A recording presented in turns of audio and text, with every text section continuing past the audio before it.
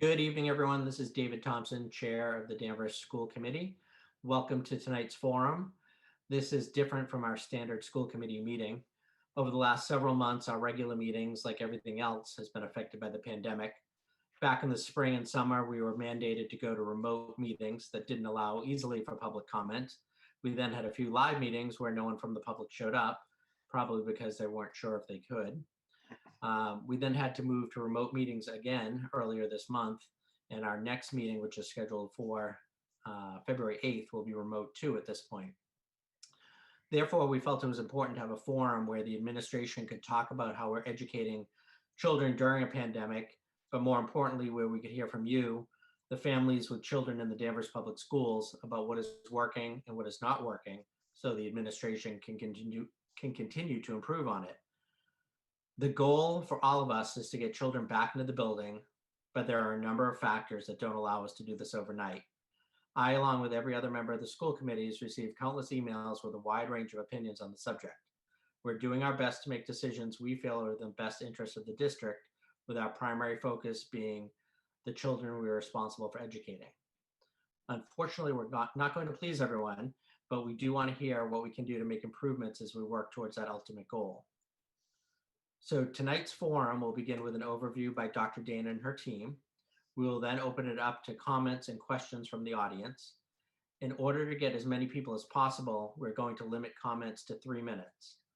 Unlike the listening sessions that many of you participated in back in October and November, the goal here is to answer as many questions as we can tonight. If your question is specific to your child, their schedule or something like that, or someone on the panel just doesn't have the answer, someone from the administrative team will get in touch with you directly. So we will start with an overview by Dr. Dana, followed by your questions, and then leave a few minutes at the end of the session for comments from the school committee. Our plan is to run until 9 p.m. and we'll take as many questions as possible until that time. If we stop receiving questions prior to 9 o'clock, we'll end before then. So with that, Dr. Dana, would you like to take it away? Thank you, Mr. Thompson. As Mr. Thompson shared, it is our goal to continue bringing students in school for additional days and to have all pre-K to 12 students back full time. Due to the complexity of factors, we continue to monitor, plan, and update the community on a monthly basis. We understand that there is a range of responses to our monthly planning process and will continue to update the community through our school committee meetings and our family weekly communications. We greatly appreciate the collaboration, flexibility, and feedback to achieve our common goals as the national, state, and local responses continue to evolve. As Mr. Thompson said, there are multiple factors that contribute to our ongoing decisions regarding our learning models during this unprecedented time. We continue to consider our federal and state guidance, space, staffing, conditions of our school buildings, funding, the COVID activity in our community, family preferences, contractual obligations with our teachers union, and many other factors. What I'd like to do is just give a brief overview of our monthly process that brings us to this meeting. We began this back in July with our weekly reopening committee Zoom meetings and sharing that with the community. In August, we determined that there was a need to move forward with our hybrid learning and a full remote learning model. Our school committee voted on our reopening plan and included updates to policy, including transportation calendar and our mitigation strategies. At this time, DESE continued to provide guidance. We also held school-based parent forums during the month of August and into September. Then comes September. We have our 10 days of professional development as required through DESE. Our school committee and our DTA sign an MOU. Our schools reopen on September 16th in our hybrid learning model. We also work with our Danvers Recreation Program and the YMCA to provide hybrid programs to support our families. Additionally, we looked at our middle school and our high school hybrid model and made changes along the way during that first month in September. In October, we held our district-based parent faculty forums at each level, and our chairman, Mr. Thompson, was able to join us for those. We also began to really look at our elementary hybrid model with having the Zoom instruction with smaller groups of students. In November, the state changes the metrics and the meaning of our metrics, and then our school committee and our DTA respond to that change. Our school committee votes on a revised hybrid plan, which then has on November 30th, our K-1 students are in school now for 4 days a week, and we continue to look at live learning in our grades, our other elementary grades. This is also the month that the Department of Education announces the BINEX rapid testing program. December has our holiday surge with rise in daily cases being reported.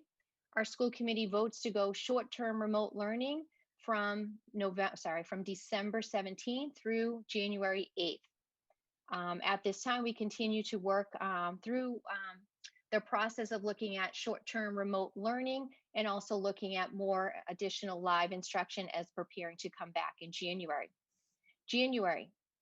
Our Danvers Public Schools returns to the hybrid learning model on January 11th.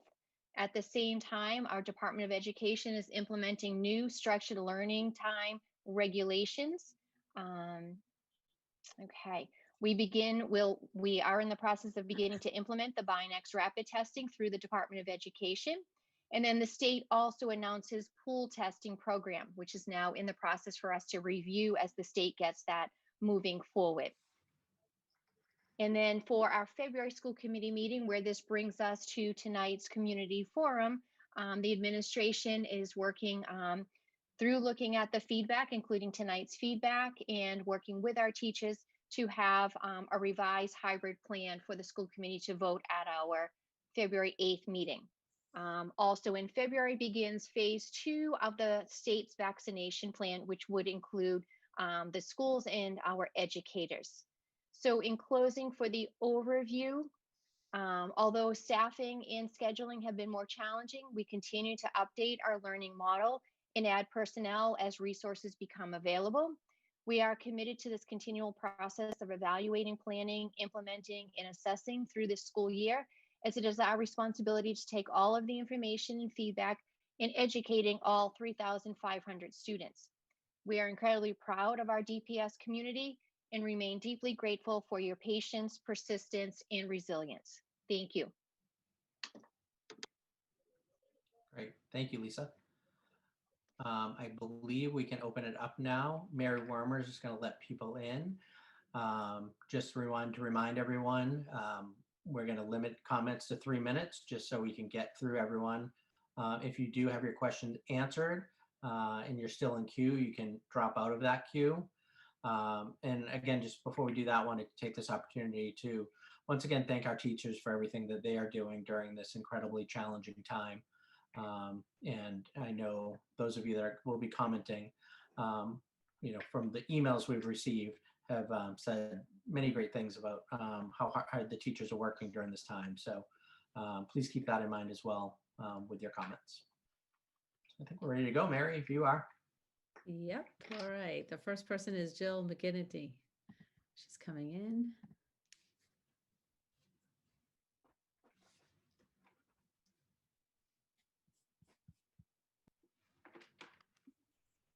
Hello. Hello. Jill? How you doing? I have something written that I want to say, and hopefully I'll keep it within 3 minutes. Thank you for all you guys do. First, I want you to know that I'm a parent, teacher, coach, and a small business owner who is currently taking classes, which I guess makes me a student as well. Also, I have 3 children in 3 different schools in the district. My point is I truly understand how difficult it has been to navigate our current situation on many different levels. My first concern is in regards to the current policy about students in quarantine. A significant number of students are not given the opportunity to access their teachers when quarantined, specifically those who are not AP or special education students. They can't live stream even when it involves a teacher who is live streaming their lesson from home. This makes students feel like they don't matter. It sends a message that teachers don't matter, and the students should be able to learn these lessons on their own, make up the work they missed, and keep up with the work that continues to be assigned. The grading system is not ideal. I know not everything is ideal for students to receive incompletes at any point, but specifically for those looking to continue their education. It is not ideal for teachers adding additional work to an already difficult situation. I understand the standard answer is that's part of the contract. Due to this being an unprecedented time, this is a perfect time to reevaluate this part of the contract, Equality is in the forefront for our country and should be in our schools as well. Secondly, as an advocate for student athletes, many student athletes have felt targeted during the school year. Their feelings need to be shared and considered no matter what the intention was. Historically, student athletes have been held to higher standards because they choose to represent their school outside of its own walls. There is no disputing it, and it's an honor they understand. We are currently reminded that students are student athletes, stressing the importance of academics before activity, but do we always treat them this way? In addition, why were the Danvers athletes held back when it came to start dates? Yes, the most important aspect is they're able to play, but why are they being held back when local communities were moving forward? Just something to think about. Was there really a solid reason for this, or were they being punished as a whole? Just like every student athletes should be held accountable for their behavior by receiving natural consequences. Let's remember that the word consequence does not always mean negative. There are so many amazing things these student athletes accomplish regularly that should be celebrated. Also, in the form of punishments should 100% be given when warranted. The second part of these consequences should be the education to provide opportunities for making better choices. And lastly, they should be provided the ability to move on. They are students, they are teenagers, they will make mistakes, not just student athletes, but all students. Because of politically driven mess, students have suffered. This country is in a situation where we have heard that history will repeat itself, specifically with another civil war. I'm concerned that Danvers will repeat itself with its own continued witch hunt. Consequences have been given, the education is being put forth for the opportunity to learn from mistakes. When is it time to move on? Another aspect that is concerning is the accusations. If investigations do not find those at fault, what happens to those that are falsely accused? What happens to those that continue to harass? What is preventing them from continuing this behavior? In closing, going back to my first point, these are students, learners in a school setting. They should be given equal access to education. Teachers should be respected and feel like they matter. And most importantly, all students should be respected and feel like they matter. Be careful not to do the very thing you are trying to stop. Thank you so much again for everything everybody on this panel does. Thank you. Thank you, Jill. Great, thanks, Jill.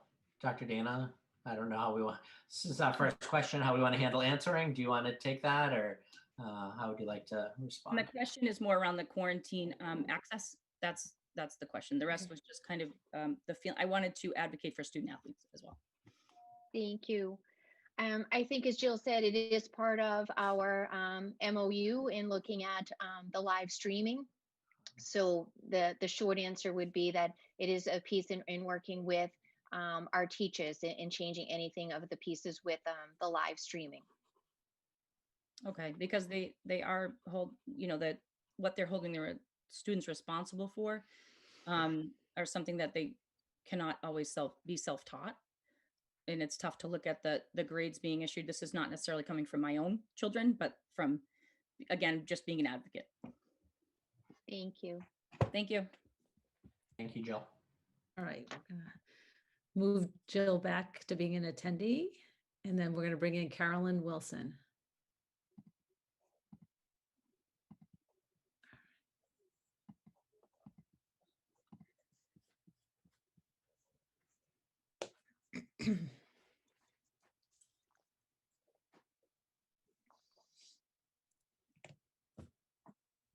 Hi, everyone. I'm Carolyn Wilson. I have 2 children at Riverside.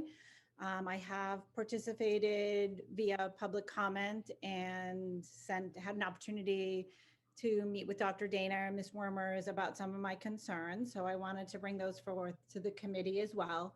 I continue to have, I guess, one question for the committee is sort of ongoing concerns about public comment and how to participate in meetings, because as a member of the public, it feels that the email process isn't effective and doesn't allow for dialogue, or at least to give opinions or to feel that the committee is hearing those. So that is one question I have. The other 2 pieces for me are concerns about communication, which I have shared that I feel we need more transparent communication around our COVID information, understanding if staff, the numbers of staff who are in quarantine, other districts. I did share some examples with Dr. Dana of other districts who are putting information out about the number of staff who are quarantined, the number of students, so that we just have a better idea of what's happening in our community, in our schools, because as parents, we have to make difficult decisions every day. Obviously, I want my children in school, everyone does, but I also can't put other people in my family at risk. And sometimes it doesn't feel we have accurate information on what is happening in our schools, in our districts. So I have shared some other ways of reporting that I think would be a little more transparent and helpful.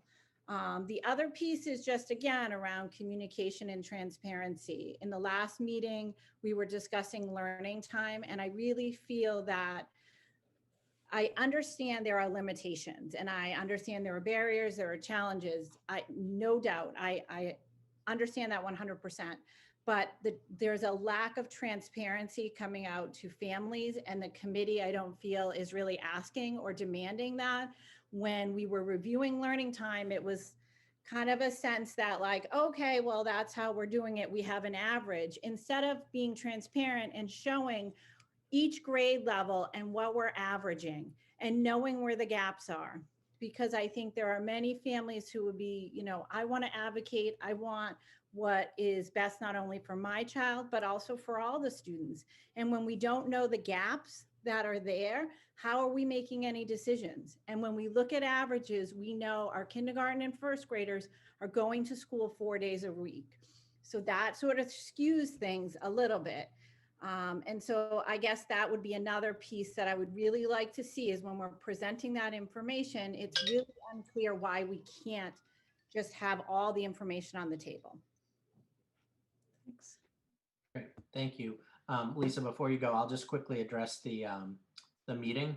Again, we've never done this in a pandemic before. So we've been mandated to not follow the open meeting law. So we've been trying to figure out ways to get comment. I know I've tried to be as responsive as possible, on behalf of the committee. I know Dr. Dana and her team have reached out to people willing to have phone calls every day to do that. We did, as I mentioned at the beginning of this meeting, have at least 3, possibly 4 meetings that were open to the public and available for public comment, and literally no one showed up. And then we got forced to go back into this remote meeting sense. So certainly open to ideas, because we want input. That's why we're doing this session. That's why we did the sessions back in late October, early November on the listening session. So completely open to ideas. Lisa, if you want to take the other 2 parts. Thank you. And then I'd ask Mary and Keith at any point if there's additional information. And we, again, greatly appreciate when people are able to share us, as Caroline did, as the examples. The communication, we did update on Friday to make some changes.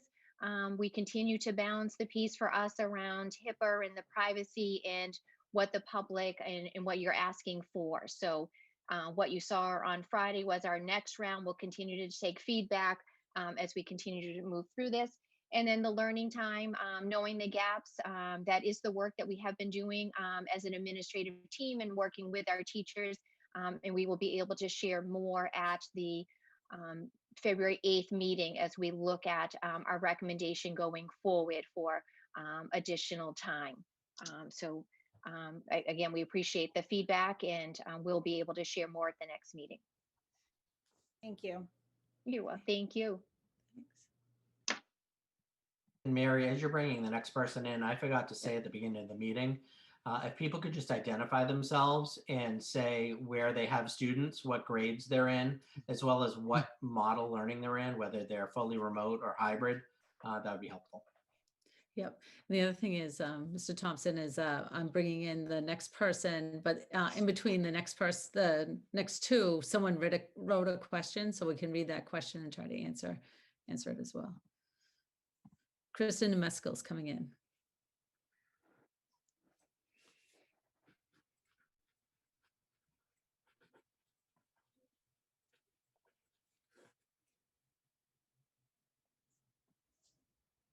Hi. Hello. Hi, Sorry, when you let me in the meeting, it like kicked me out for a second, so I didn't Oh, even okay. know you were inviting me in. So thank you for Oh yeah, having me. your screen does go blank, and then you Yeah, pop it was into like, the. oh, it's over.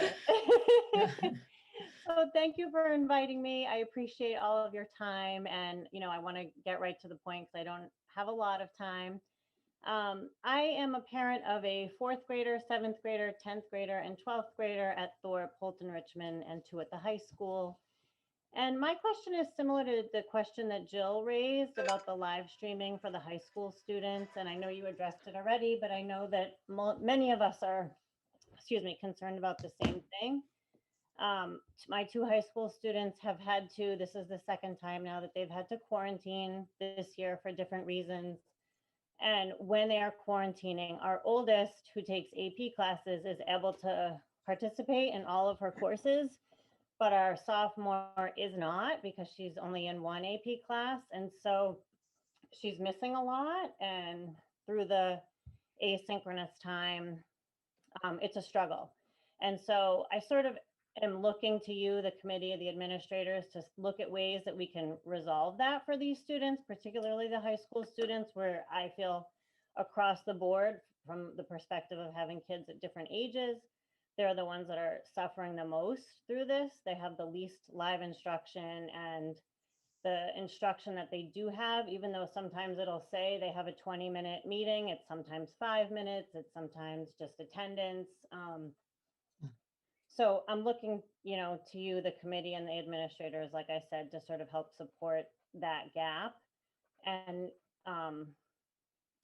our students that are at the other schools, particularly Thorpe, is getting a ton of live instruction. Our 4th grader has a lot of live instruction, much more than his older siblings. And so I'm looking for like some maybe equality or some adjustment around, making it more meaningful for the high school students. Thank you. This Wednesday does start the 2nd semester at the high school, and we are adding a piece to the high school with our guidance counselors in our administration. So it may not exactly fit the piece of that live instruction for Right. the actual classes, but it is another piece of that daily check-in. And we will continue to look at ways that we can support our high school students. Thank you, Kristen. You're welcome. Dr. Dana, we're also adding an hour on Wednesdays for our high school. So they'll start at 7:30 in the morning and go till, I think, noontime. Okay. So there'll be longer periods on Wednesday for them. Mary, you were Thank you. suggesting in between people coming on to read some of these questions? Yep. Yep. Okay, I will do one while you're working your magic. I think if you can answer Mr. Let's see, Mark Leadham's was the first one asked. Okay, I'll go in that order. Okay. So Mark Leadham asks, is Danvers High going to make COVID vaccine shots mandatory? Do we know that answer?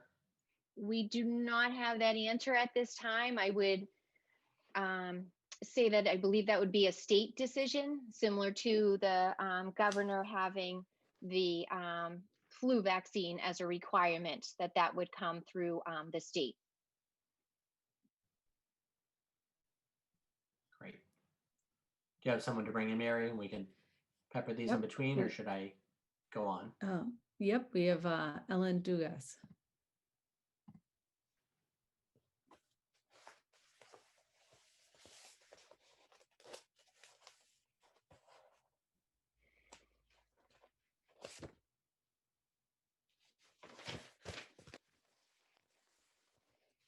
Hey, everybody. Thanks for having me. Can you hear me? Okay, there I am. Yep. Hello. San Francisco right now. One, thank you for having me. I appreciate it. Giving a shout out to all the teachers who have done such an amazing job. My daughter is in the middle school, and I have 2 kids at Thorpe. And I don't know how they do it. I teach confirmation as well, teach classes, and doing Zoom with any grade is crazy. So I really, really appreciate it. A couple just quick questions. My kids are hybrid. And these might be just tactical questions that I'm not sure if you guys can answer, or maybe not. Is there a way, I mean, I know our teachers are getting vaccinated next month, but is there a way to kind of get them like ahead of the list, or any kind of, are we going to be able to get them?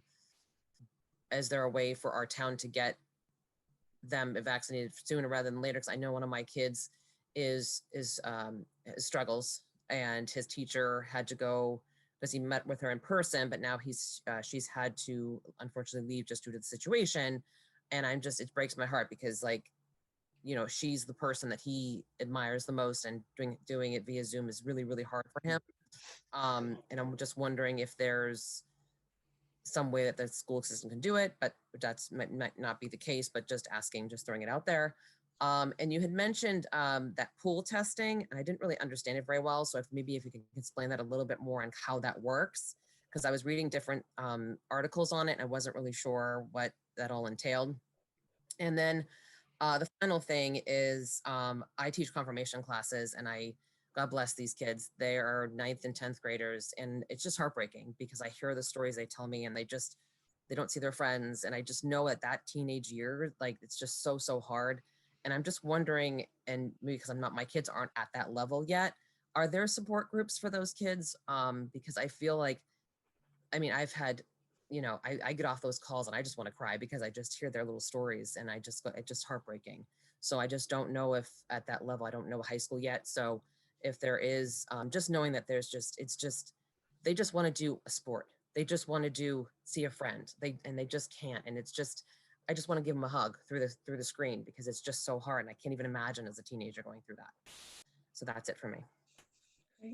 Thank you, Ellen. I'm going to ask Keith to take the questions on the vaccination and pool testing, and for support for our high school students. We do have 3 social workers at the high school, along with our guidance counselors and all of our teachers. So hoping that students will reach out, or families will reach out, and through even the administration, and that way we can continue to provide support for our students. Keith? Actually, Lisa, just before Keith goes, I have a child in the high school, and I just want you to know that he does utilize this social worker, and he has been speaking with her from last spring to like up until last week. So either she will call and check in on him, or he will call or email her and say, I need to talk, and she'll set up a time. So he certainly has been able to utilize that. And like Lisa said, if any student needs to, their social workers in all the schools can certainly help the students. Okay, awesome. I will mention that to them, because I just, in my next meeting with them, and just say, hey guys, if you need something, you know, reach out to somebody. Okay, perfect. Thank you. For vaccination, we're waiting to hear from the state more information about the exact timeline. We're hoping for this week. We have, as a district, worked with our public health nurse and our director of public health to offer Danvers as a regional vaccination site, if it helps kind of move us up to the front. The North Shore superintendents and actually the teacher unions from the North Shore also wrote a joint letter to the governor that was released on Friday, asking him to move teachers up that priority list, so that way we can hopefully get everybody back to school sooner. There's no way that we can necessarily put Danvers at the top of the list, but we're doing everything we can that when it's time, that we've done everything to make it come to us and put us as close to the top as we can. In terms of pool testing, so pool testing is essentially where you take swabs out of many individuals across a given school population, and then you combine somewhere between 5 and 20 of those swabs into one single PCR test. So basically you're getting to test between 10 and 20 people for the cost of one. Then if somebody in that pool comes back as positive, everybody in that pool goes for an actual test on their own to figure out who within that pool was positive. But it's essentially a way to try to test more people for less money.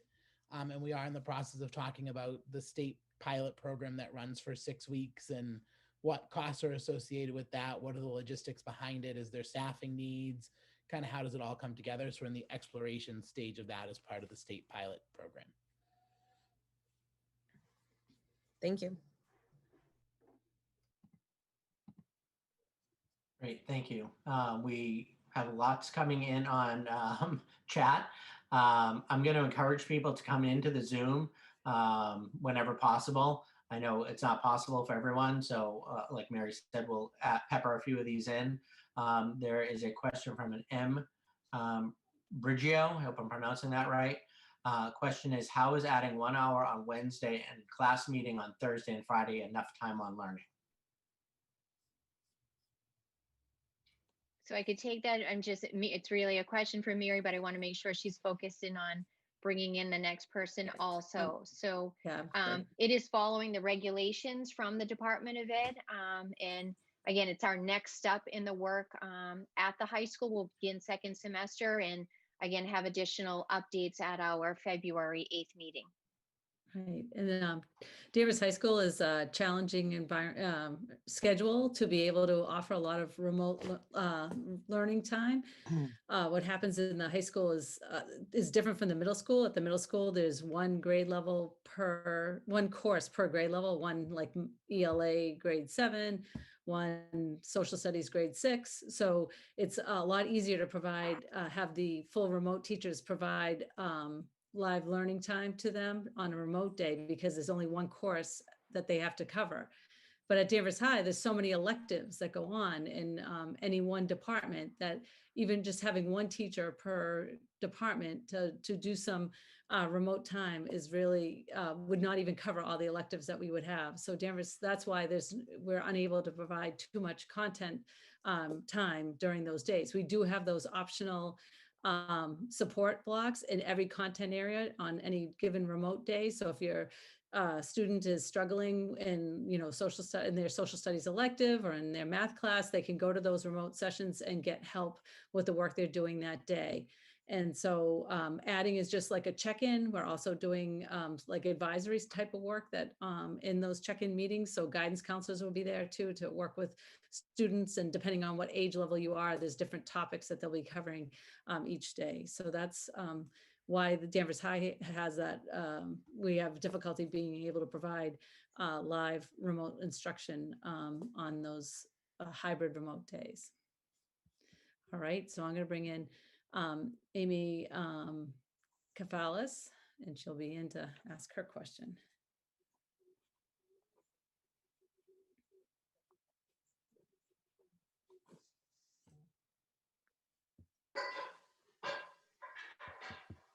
Hi, I'm Amy Tupales. I have a second grader at Great Oak. And it's not really a question, I guess mine would be more of a suggestion. And my suggestion would be in regards to additional live instruction time. So my son is hybrid. He would be cohort A, so he goes to school on Mondays and Tuesdays.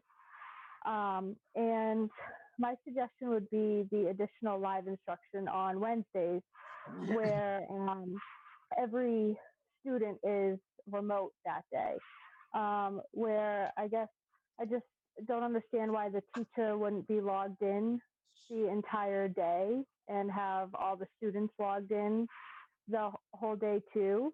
I've seen my son and his classmates on the computer. They're very respectful on Zoom. They mute themselves when they're supposed to be muted. They raise their hands, and they unmute when they have a question when they're being called on. And I guess my suggestion would be to kind of treat it as if they were actually in the classroom and have the teacher, do her lesson, and then have the students mute themselves and do their classwork independently. And then, the teacher can go on to doing her next lesson. I know that this week they started the extended block with the additional time due to the state regulation. And she started putting them in like individual Zoom rooms and then pulling them out in like 15-minute intervals, which like my son got knocked out a couple of times and we had to go back into the link, and which I know is a glitch too. But I guess that would just be a suggestion. I know some kids can be rowdy, but I do think that for second grade, a lot of the kids are very respectful.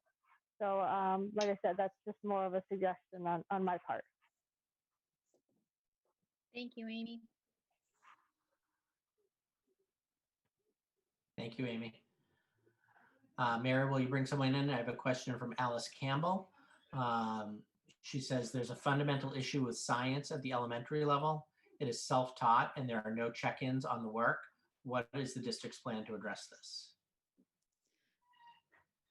We're working on those plans right now. They're in process, so I can't give any definite answers right now, but science, as we're adding more time into the schedules, science is definitely a subject that we have on our minds as adding time in that. So there's some logistics that go along with that, and we're working to make sure that those logistics can happen before we make any announcements. Great, thanks. Do you have someone else to bring in? Yep, Brendan Malloy's in. He's up. Oh, great. Hi. Hey, Brendan. Hey guys, how you doing? So I'm Brendan Malloy. I have 2 daughters, kindergartner and 2nd grade at Great Oak, and I grew up in this town. I went to Smith School. I went to Dunn Middle School. I went to Danvers High School. So I fully support everything that you guys are doing, and I'm really pulling for you guys. And I think that there's been some real progress made recently. I think with cases seem to be coming down. I think from the top, the Biden administration seems to be really pushing for in-person, getting kids back into school. And, real progress is being made. Vaccinations, like you said, the teachers are going to get vaccinated. So I think there's some momentum really building here. And it seems to me, obviously, I think in person for these kids, especially the young kids, is crucial. And the longer that we wait, more damage is being done. I think that the younger learners, especially, need to be in person as much as possible. I think for the kindergartners, it's great, 4 days a week, 2 through 5. I know that's been something discussed, and hopefully that is coming to fruition soon, because I think it's vital. The mental anguish that these young kids are dealing with is real. And I know that you guys know that. I just wanted to express it to you from my perspective. And I think from what I've heard, the main issue is spacing. It's the 6-foot CDC guideline. And I get that, but the Mass DESI guideline on spacing is to aim for 6 when feasible, but 3 feet's acceptable as long as masks are worn at all times. So we follow Mass DESI guidelines for so many different things. I think we should follow those guidelines for spacing. And, that's just what I hear. I know that there's a lot of issues at place, but it seems to me that that's the roadblock. That's the main thing. So my proposal, or something to think about, would be to send out a survey. Let's hear from the community. Let's hear from the teachers. Send out a survey, a very direct one, that asks that question of, would you feel comfortable following the Mass state guidelines of, spacing, reduced spacing, 3-foot spacing. And I think that it would be great to get that data. Everything from what I've heard, it's been anecdotal, it's been qualitative. So let's hear from the community and find out, would people feel comfortable with that reduced spacing? It seems to me that would answer or help move the process along, because that seems to be the sticking point. So I think that could get done really quick. Identify your audience so that whether it's a parent, a teacher, hybrid, remote, and what grade, and ask that question. Let's find out what the community thinks. I think that would be really good information to know. And bottom line is this, it's extremely important to get these kids back in school. I know you're working on it. Hopefully that's what gets announced very shortly, that, the trying to bring them in person more. But, it's my sincere hope that you guys are able to, rise, for the occasion, to get these kids back, to really do what you need to do to get them back sooner, because this is urgent to get these younger kids back. The remote learning for the really younger kids, it just doesn't work. And I hope that you're able to rise above the pressure from the unions and really make this happen, because, I think that you guys have an opportunity to really be remembered for this. And I know you're up for the challenge. And, I'm proud to be from this town. I grew up in this town, and, I want to continue to be proud to say that I'm from Danvers, and that, I think you guys can do it. So that's it. Thanks, Brendan. No problem. Thank you, Brendan. Can I ask a question along to Lisa about that last question, Mr. Chairman? Of course.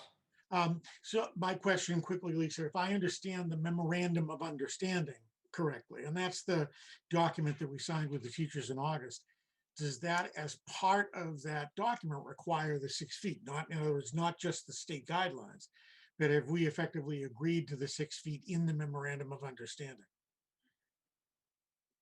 Yes, it is part of our work when we were looking at health and safety that we said we were following the guidelines, and part of that guideline is that we were following the CDC of the 6 feet. Okay, so if we were going to deviate from that, we'd have to work with the teachers. It's not something we could do unilaterally, in other words, Brendan. We just can't suddenly say, oh, we're going to do this. Understood.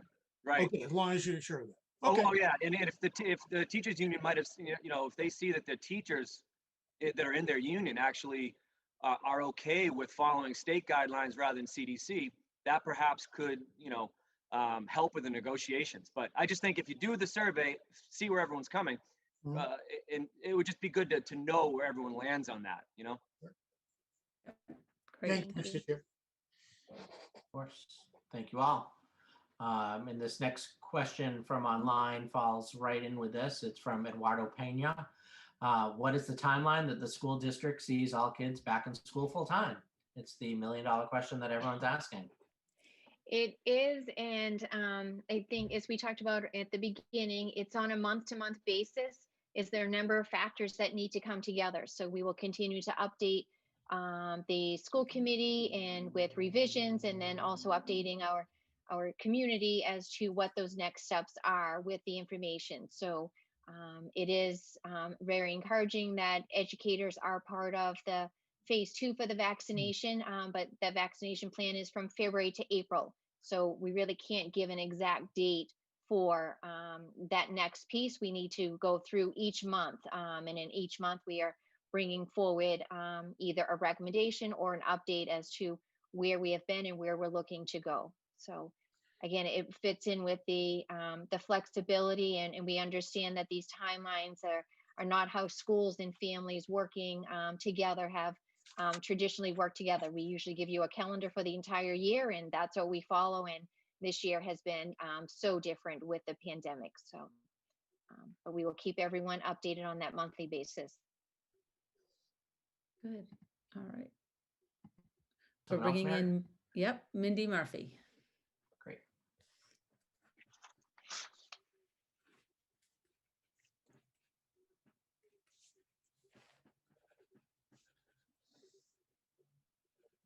Hi, good evening, everyone. It's actually Bob Murphy. Oh, we sorry. went through this the last time when Oh, we spoke.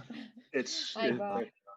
the computer is the account's logged into Mindy, and Yeah. I'm going to be here speaking. Okay. I just want to start off by thanking the teachers for the most part. Unprecedented times. This is a situation that, being a former educator myself, no one went to school for this. So for them to adapt on the fly, to deal with DESE regulations that seem to change with the wind at times, and to manage and maintain caseloads, they should be applauded for their hard work and dedication to our kids. That's my first comment and first and foremost. Starting tonight, I have a few questions. First of all, I'm a parent of a graduate of 2019, and I have a senior at the high school. And that's where my first question lies. She's in hybrid model, and she's in school Thursdays and Fridays, remote Monday and Tuesday. My first question is, what is the school going to do for our seniors? This is a group of kids that lost their end of their junior year, have lost all senior, if you will, activities, with the exception of parent-sponsored the Whoopie Wagon, which was a fundraiser by one of the senior parents. I know that there was a recent thing about the cookies and cocoa, but But again, they're going to do that 50-50 because it's the cohorts are split. This is a group that's going to be divided. We see the vaccine, we see the light at the end of the tunnel with all hope and premises. This will be the last group that will have to go through this ever, so that we will be able to get, you're going to have kids that are going to have the full experience. What are we going to do for these kids? Because these kids, they need something, you know, and I get K through 11 are struggling too, but this is their shining moment. This is their pinnacle of their educational careers. 13 years plus of working hard in the Danvers Public Schools. So there's one question I have. Next question I have is based on my daughter has 2 AP courses. We've received the information that we're looking to pay for the tests. Why are we testing our AP students and AP tests this year? That's they're in school, they're getting half the instruction. They're not getting the full dosage of AP. And I can speak personally to this because of my brother, who was an AP teacher, also works for the college boards and develops the AP calculus exam. These kids are going to come in with miserable scores, and it's going to almost give a black eye to Danvers Public Schools, on top of the fact that we're going to be paying for that test.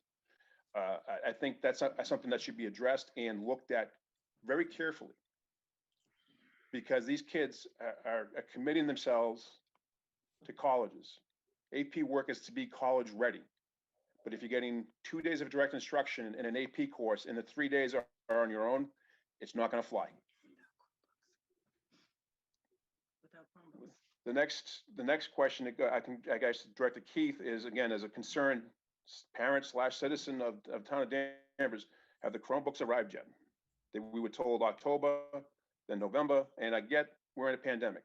But as an educated adult, when I saw this in the news last March or April, with everything shutting down, with a run on laptops, tablets, Chromebooks, what have you, to collect and to take back from grades 6 through 12, all the Chromebooks,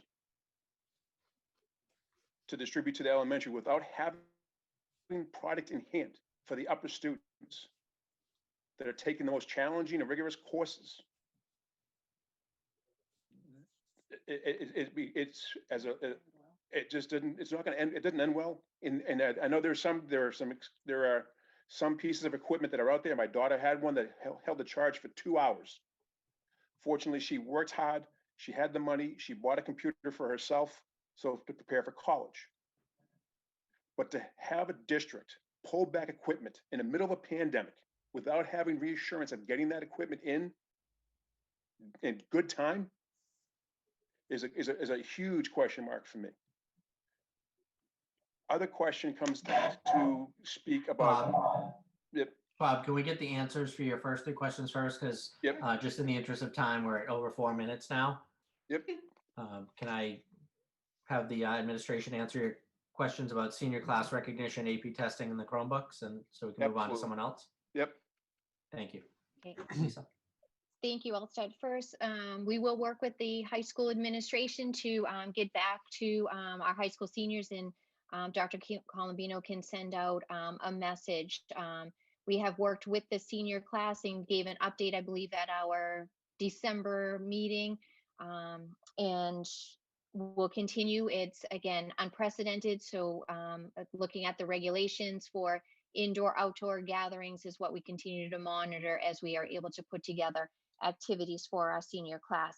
And as far as AP testing, we do need to go back and take a look at that with the HP. I know we're working on our PSATs right now at this time. So we'll get back to our senior parents on those too. Keith, on the Chromebooks? For Chromebooks, our latest update from the vendors that we're hoping they're here by mid-February. So hopefully we're within a few weeks now of them getting here. They are much later than we ever anticipated. But we do think it's worth making sure that we get a quality device that students will have for a number of years to come. So. Yep. All right, and I know I'm short on time, and I just want to end with one statement. And David and Lisa, you and I have discussed this previously on a meeting back in the fall.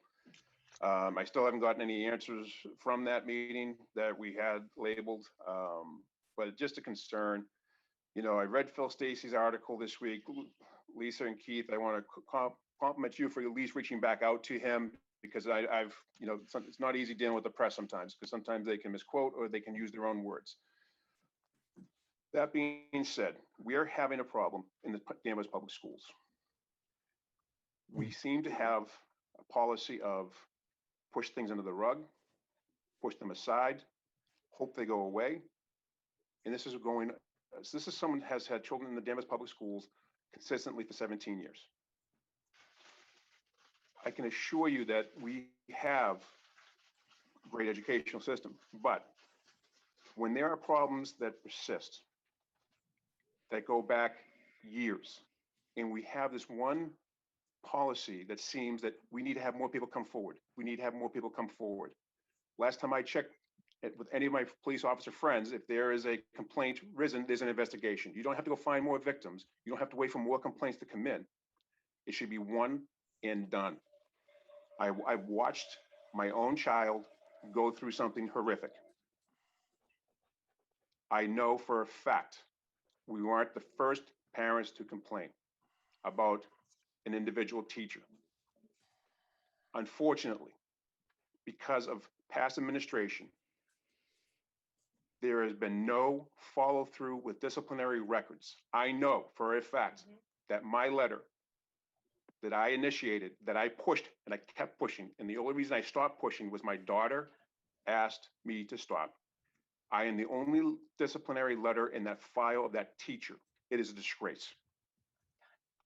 That's all I have to say, and I just hope that you as a collective group take a look, hard look, and see what we need to do to start to confront the problems that Danvers Public Schools faces on a day-to-day basis, a year-to-year basis. I want to thank you all for the time, and again, I do apologize for taking extra time.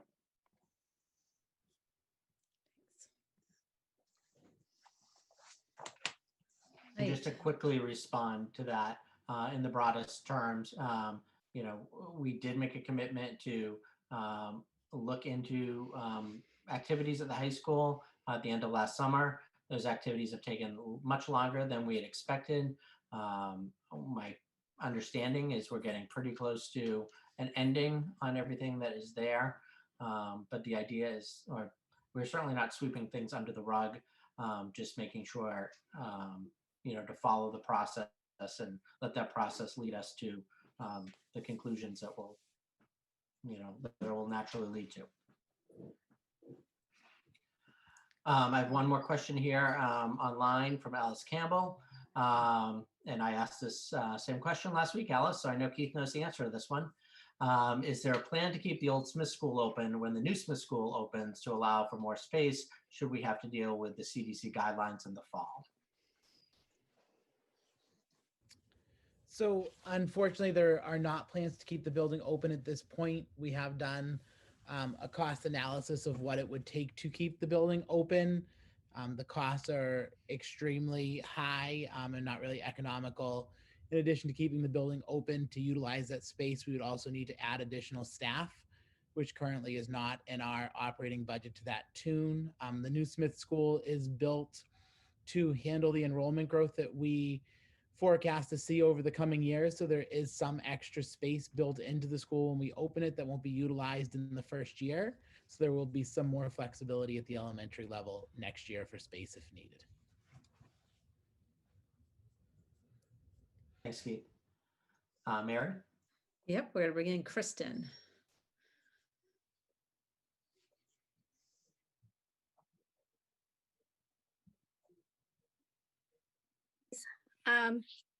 So I have two children. One is at the high school and one is at the middle school, and they are both doing hybrid. I think I have more comments and questions. A lot of you guys have already answered some of my questions. I do want to point out that I did also have that question that Mr. Murphy asked recently about the AP tests, as far as if they're going to happen, if they're not going to happen, and if they are not, if we are going to be able to get refunded for what we've already paid. But I also kind of agree with him as far as, you know, the quality, not the quality necessarily, but the time and the amount of lessons they're able to take in for those AP exams to be successful. The other thing I wanted to say was, I want to say up front, I am well aware of emotional, physical, across the gamut struggles that families are having across the board, not just in Danvers. And everybody's situation is different as far as what they're dealing with. But I just want to make sure that people do understand, number one, the public schools, the school committee, the schools are doing what they can to try to get the kids back in school. Everybody across the whole country wants the kids back in school when it's safe to do so. Something to keep in mind is even after the teachers and maybe even once the majority of the community gets vaccinated, if that's what happens, we're still looking at the vaccine does not prevent you from getting the COVID. It prevents a severe case for 95, 94% of the people that have gotten the vaccine after the 2 doses. So what that means is you're still going to have cases, you're still going to have transmissibility because that hasn't been proven as something that happens with the vaccination. So the long-term effect of the vaccines is it decreased viral load in the community and also decreased numbers in the hospitals, which is going to help tremendously on our whole healthcare system, being able to run back to normal, and then trickling down to us being able to live more normally like we did before.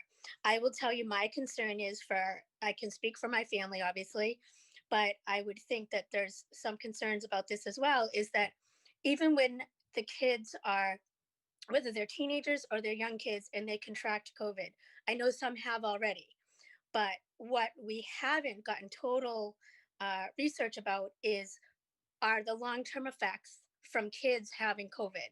So I feel extremely strongly about, number one, keeping the 6 feet because, and I understand what you guys were saying about Desi, saying 6 feet if feasible, which apparently it is feasible because we're able to do it, but 3 feet. So if we move everyone to 3 feet and we're actually physically able to do that, the issue is going to be still, because we're still going to be testing. Testing only identifies the COVID. It doesn't prevent it. So it just says, yeah, you have it.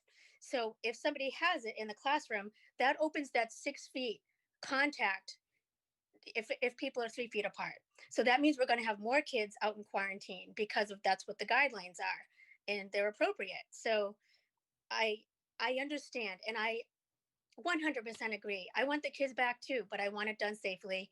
And I think people need to realize the bigger picture. I have friends that, granted they're not kids, but they were, quote, healthy before. And I know this for a fact because I know them very well. But now they're having arrhythmias that they didn't have before. They're having shortness of breath that they're dealing with that they didn't have before. They didn't have asthma.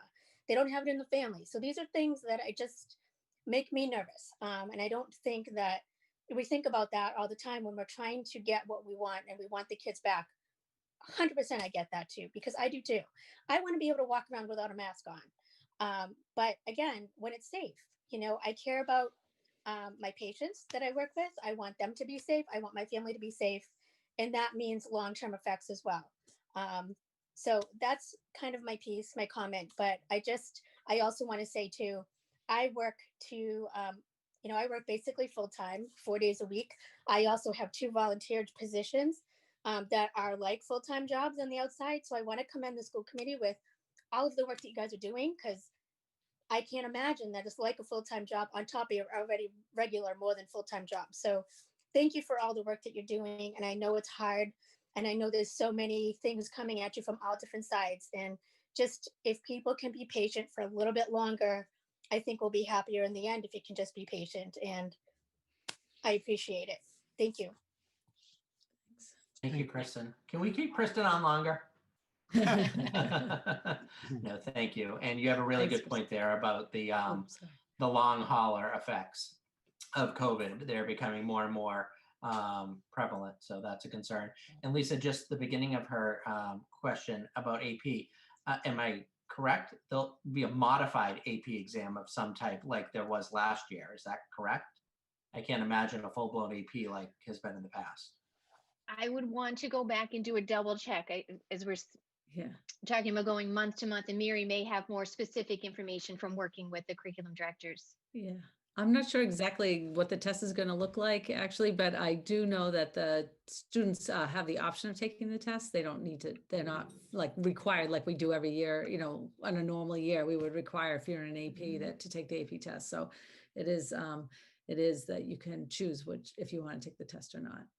So, and I think what you'll see is you've seen on national, by the national media that, you know, SAT is like a lot of the colleges are changing requirements. So, you know, the subject tests are not happening and things like that. So, and the essay is being dropped from the SAT. So.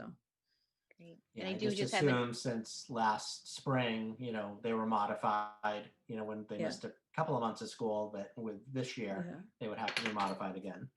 Great. Yeah. And I did just get an update from our curriculum director at the high school, Amy, Dr. Gerard. She says no modification. So at this time, no modification, but it does sound like it'd be a good opportunity for us to do an update to our parents at the high school about AP. So we'll take that from this meeting. Thank you.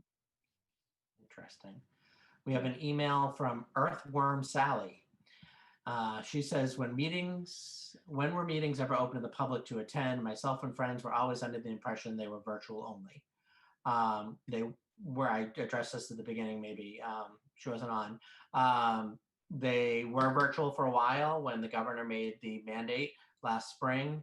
That mandate changed when group sizes expanded. The mandate, I think, was still there, but group sizes were allowed to be bigger than they were at one time. So we went back to our meeting in person and allowing, I think it was 50 people in the room. And we had administrators there, we had some guests, but we didn't have anyone from the community show up.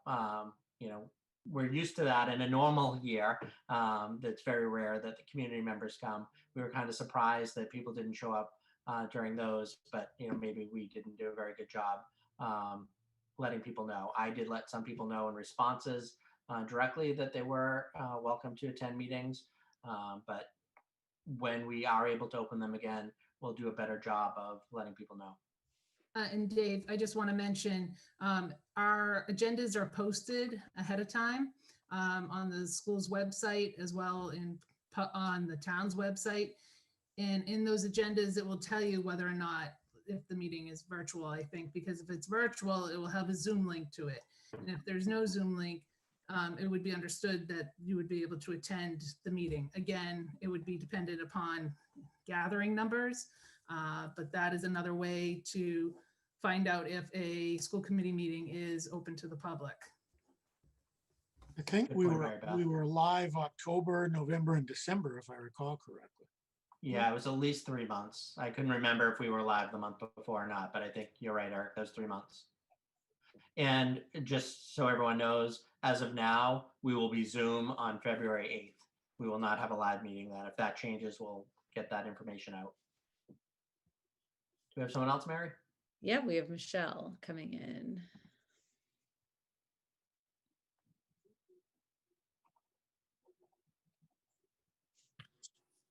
Hi, can you hear me? Yep. Yes. Okay. Hi, my name is Michelle Unorio. I have a third grader at Highland School, and he is hybrid. So first off, I want to thank you guys for sending us the numbers that you sent out. I think it was on Friday or over the weekend about the active cases in the schools and across the town. I think that was really helpful to see. On the one side, I was really happy to see that the numbers were low. Doesn't seem like we had that Christmas or holiday spike that we were all afraid of.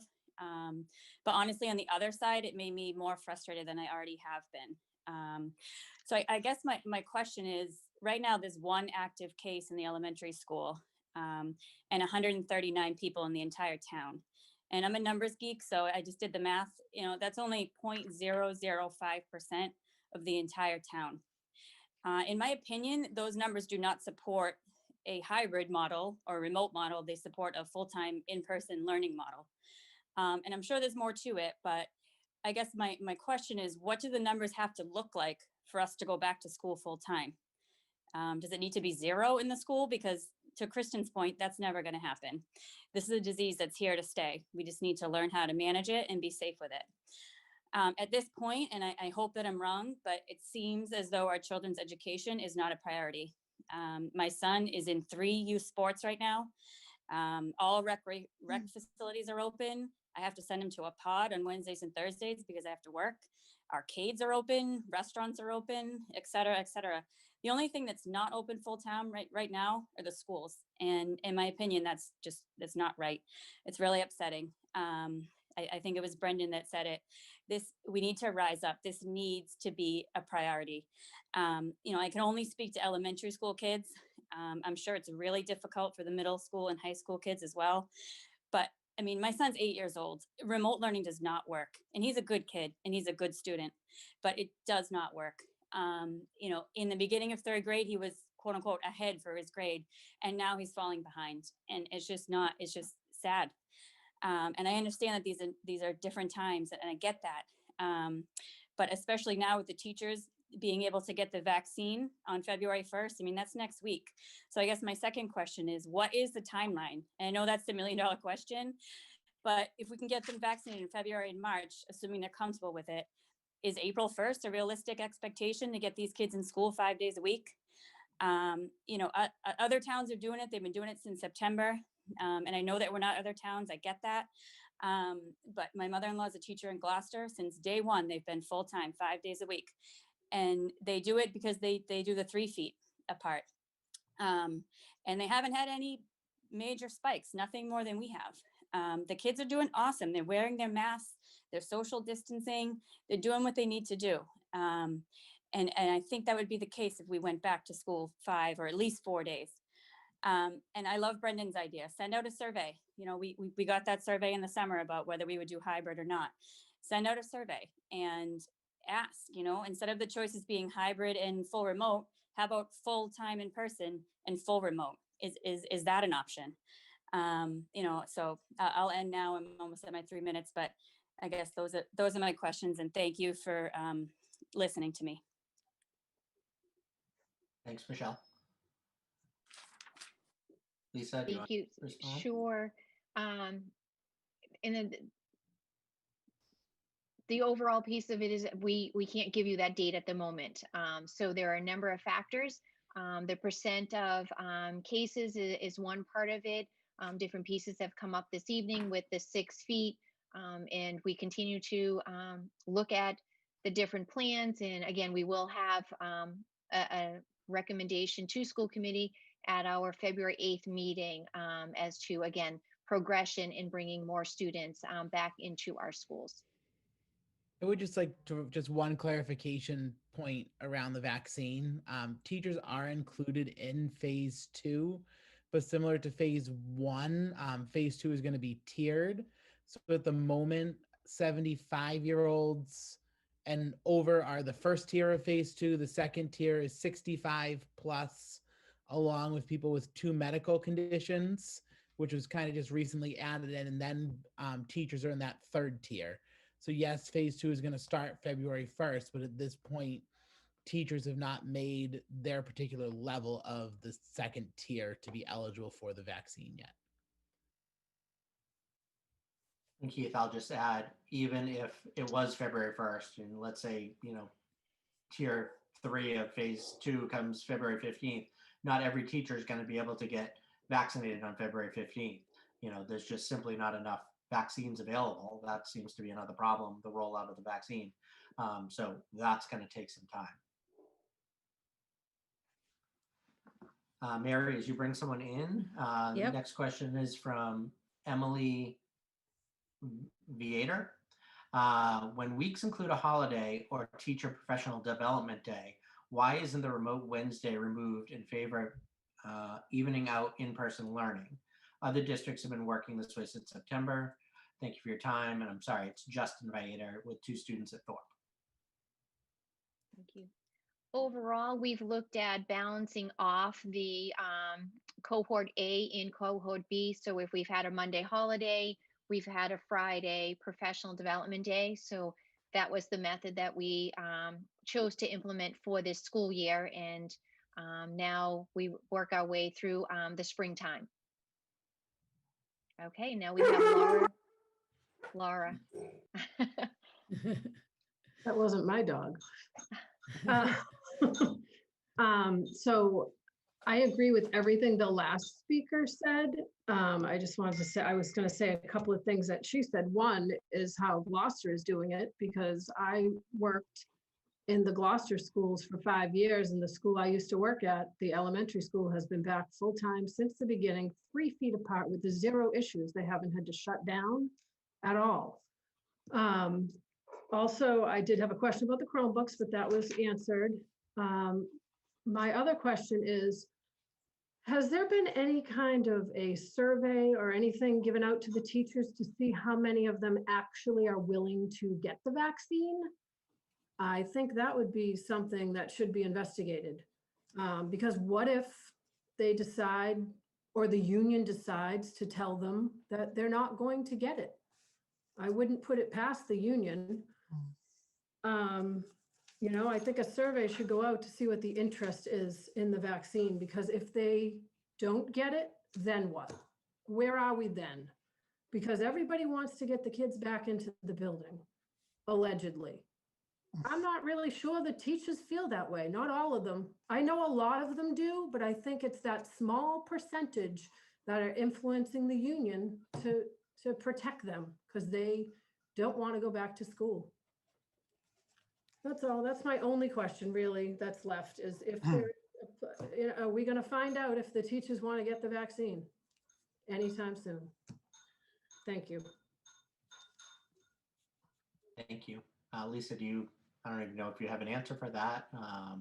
If you've had any discussion on that.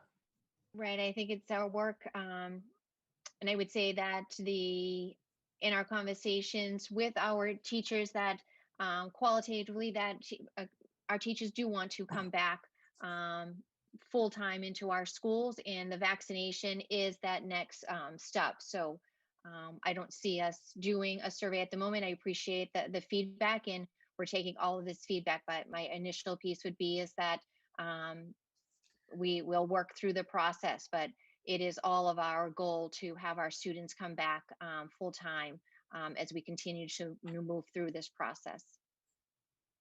Thank you. I want to respond to that too, Mr. Chair, just for a second. I think it probably qualifies as grossly unfair to suggest that teachers or the union don't want to get back in front of the students.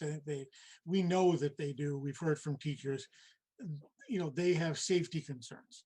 And whether we believe that the safety concerns can be dealt with or that they're being dealt with effectively, I don't think that there's any doubt that the teachers as a group, they want to teach your kids. That's what they do, and they go into it because they have that as a goal, and in most cases really a calling. So I don't want to turn this into a the teachers don't want to go back to school or it's the union's fault.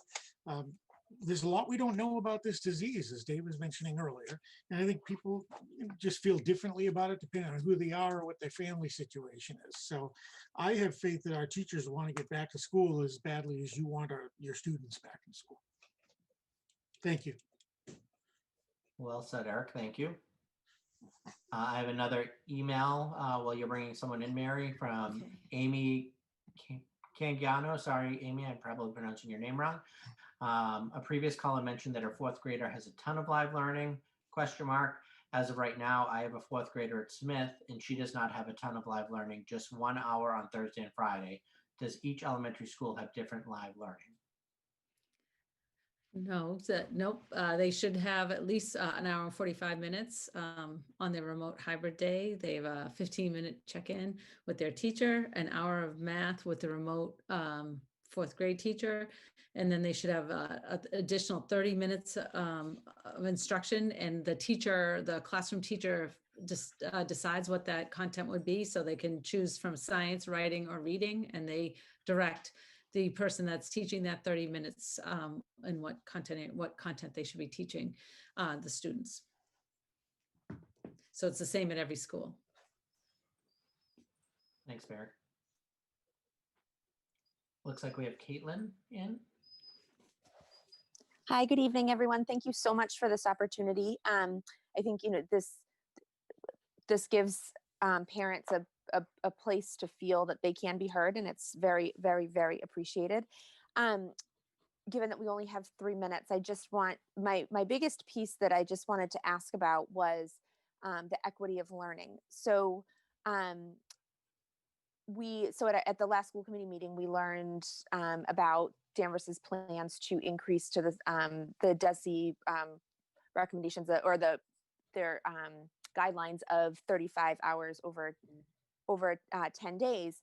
And I learned at that point that's also an average, but I have 2 children currently in school, and I have a 2nd grader at Thorpe School and a kindergartner at Smith School. And my kindergartner is in 4 days a week and has been in 4 days a week all year. But before the 35 hours was put into place, he was in school 36 hours over 10 days, which he was clearly meeting the guidelines. My 2nd grader, who falls into that group that we've discussed a lot, that, they were supposed to have this explosion of reading partway through 1st grade, and then they didn't because we had to call out school. So again, understandable, everyone's doing everything they can, but he, before that was happening, was getting 23 hours over 10 days of live teaching. With the new recommendations that were put into place, my kindergartner is now getting 42 hours, which is great. But he and the 1st graders pull the average up for everybody. And my 2nd grader is now only getting 29 hours over 10 days. There's a 13-hour difference in kids who are highly at risk over 10 days. So my question is given that there's this huge lack of equity across even just a couple of grades, not even just the whole system, how Danvers is going to make up those days and times that they have lost, that they are required to have via DESE. Is this something that's going to come in the form of summer school? Is this something that's going to come in the form of they're going to start being in school on Wednesdays? So what is the plan to make up that time for kids who have missed it, who so desperately need it? Thank you. I'll give the overview and ask Mir to add any other pieces. So, Caitlin, as you said, that the state is an average, and we are working on our proposal for the recommendation to school committee for the February 8th meeting that will be looking at the elementary, that at least 35 hours for all of the grade levels at the elementary. So there's more to come, and it's really just around the corner. Thank you. Thank you. Thanks, Caitlin. Thank you. Mary, will you bring someone in? The next message is from Nancy Purcell. She asked, why is Middleton full-time? Seems like other areas are adding days immediately and Danvers is not. Why are there so many teachers out at Danvers High School? My son goes in and sits watching a teacher from their house. Last count was 18 out, ? So why don't we start with that one? She has a 2-parter, we'll go with that one. Okay, thank you. Each community is different from our work with superintendents, or my work with superintendents, and in talking with this through, there are different circumstances. So of how each community has been able to put their programs together. As far as teachers out at Danvers High School, we really worked with the guidelines and recommendations, looking at CDC pieces as to accommodations for our staffing. And there are more teachers that are doing the remote piece at the high school level. Okay, and I think that her other part of the question had to do with reminding us about our senior class, and we will continue to keep updates for our senior class. Thank you. Yeah, that was just part 2. To please give some attention to our senior class, which obviously they deserve. So it's obviously challenging to do it since they can't meet in big groups, but obviously we want to keep them in mind. And we are going to move on to Eduardo Pena. Hi, sorry, that's my husband's name. I was guessing, but I didn't want to assume. So thank you. So my name is Natalie Moreno, and thank you so very much for everything that you all do for our kids. These meetings, I have to say, are super important for all of us, including our children. They often ask, like, what did they say? Is my teacher on, or what have you? So it's really great to have this piece connected to all of us. So I guess, I have questions and also some comments. And so my two kids, so I've got two kids at Great Oak. I have a fifth grader and a second grader. And so I feel like my fifth grader, he's got it good in terms of like his full remote schedule. They're both full remote, by the way. And so he knows what to do. He knows what time to go to the next class. There's definitely, I think, a good amount of time, live time for him. But I'm not sure I feel the same way about my second grader. And so I guess my question is around, what has there been any conversation or has anybody had feedback about the amount of time like second graders have? And so what I'm often seeing, and I work full time, so I'm seeing this and I'm hearing it, is that, for example, my daughter will have class from 9 to 10. And there's often times where she'll have the class live from 9 till 9:45. And so it kind of, ends short or ends early. And so now she's coming over to me to say, what am I supposed to do? So I have to kind of stop my work and kind of guide her to do the next thing. So I've seen that more than once, more than twice, more than 3 times. And I'm just wondering, why is that the schedule? I think one-off situation I understand, but I'm wondering how or what can we do to not lose that time, even if it's 10 to 15 minutes. I'm also seeing it with her art class where, my understanding is her teacher comes in, kind of tells her what to do 20 minutes and then she's gone. And so, I did address it with the principal and the feedback was that there's not enough teachers to kind of, stay online with the kids. And so, that's a little bit disappointing, right? If my kids were at school full days, in person, their art teacher would be there. And so, we've had some incidents where also the teacher was out for whatever reason. And I think at one point there was no backup. And then, she got sent, a list of to-dos. And so that really put me, and I'm sure I'm not the only parent, but that puts us in a situation where we had to put our own full-time job on hold so that I could teach my daughter. And so I guess, really what are we doing about that? Has anybody discussed any feedback as to why that's happening? And is there any opportunity to, instead of making the classes short for whatever reason, but is there any opportunity to add more? And I think my challenge is the fact that my 2 kids are fully remote. They're not even going out there socializing or anything or doing the hybrid. So I feel like my kids are getting, just, not a good scenario. Already they're here full remote, but yet they're not getting that full life, teaching that I was hoping for. Thank you. Mary? Yeah, we do. We really do try to, if someone's going to be out, try to fill in. We do a lot of work to, sometimes really on the fly to try to make sure that someone's filling in for a teacher that might not be there. But, and I'm glad that you brought to our attention if the classes are getting short. So we take it on a case-by-case basis. So if you inform us that, then we look into like what the reasons why and try to make sure that the teachers stay on full time. Because I think for the most part, they do stay on for their time. But then if there's an individual situation, then we can also work on that. So and then the art is, I think that you have art on in the afternoon on Wednesday. So then they are trying to jump from one class to another and get to more remote students. So, but I think that they should be probably staying on a little bit longer than 20 minutes, but I'll look into that and get back to you. Yeah, I agree. And then the last thing too, is that I also noticed that sometimes the gym time, the teacher will pretty much just show them a video. And so, I mean, that's great once in a while, but that's their gym time. They should be moving their body, I think. Yeah, no, good. Just something to kind of give you, feedback on. But, I thank you again for everything that you all do. And so I just hope that we get through this. I just can't believe it's going to be a year that we have been in this situation. So I think I heard somebody say, let's all be patient. Like I'm being totally patient, but it's going to be a year. So I look forward to hearing back from any of you and all of you just to what's going to happen in terms of the plan to get them back on site full time. Thank you.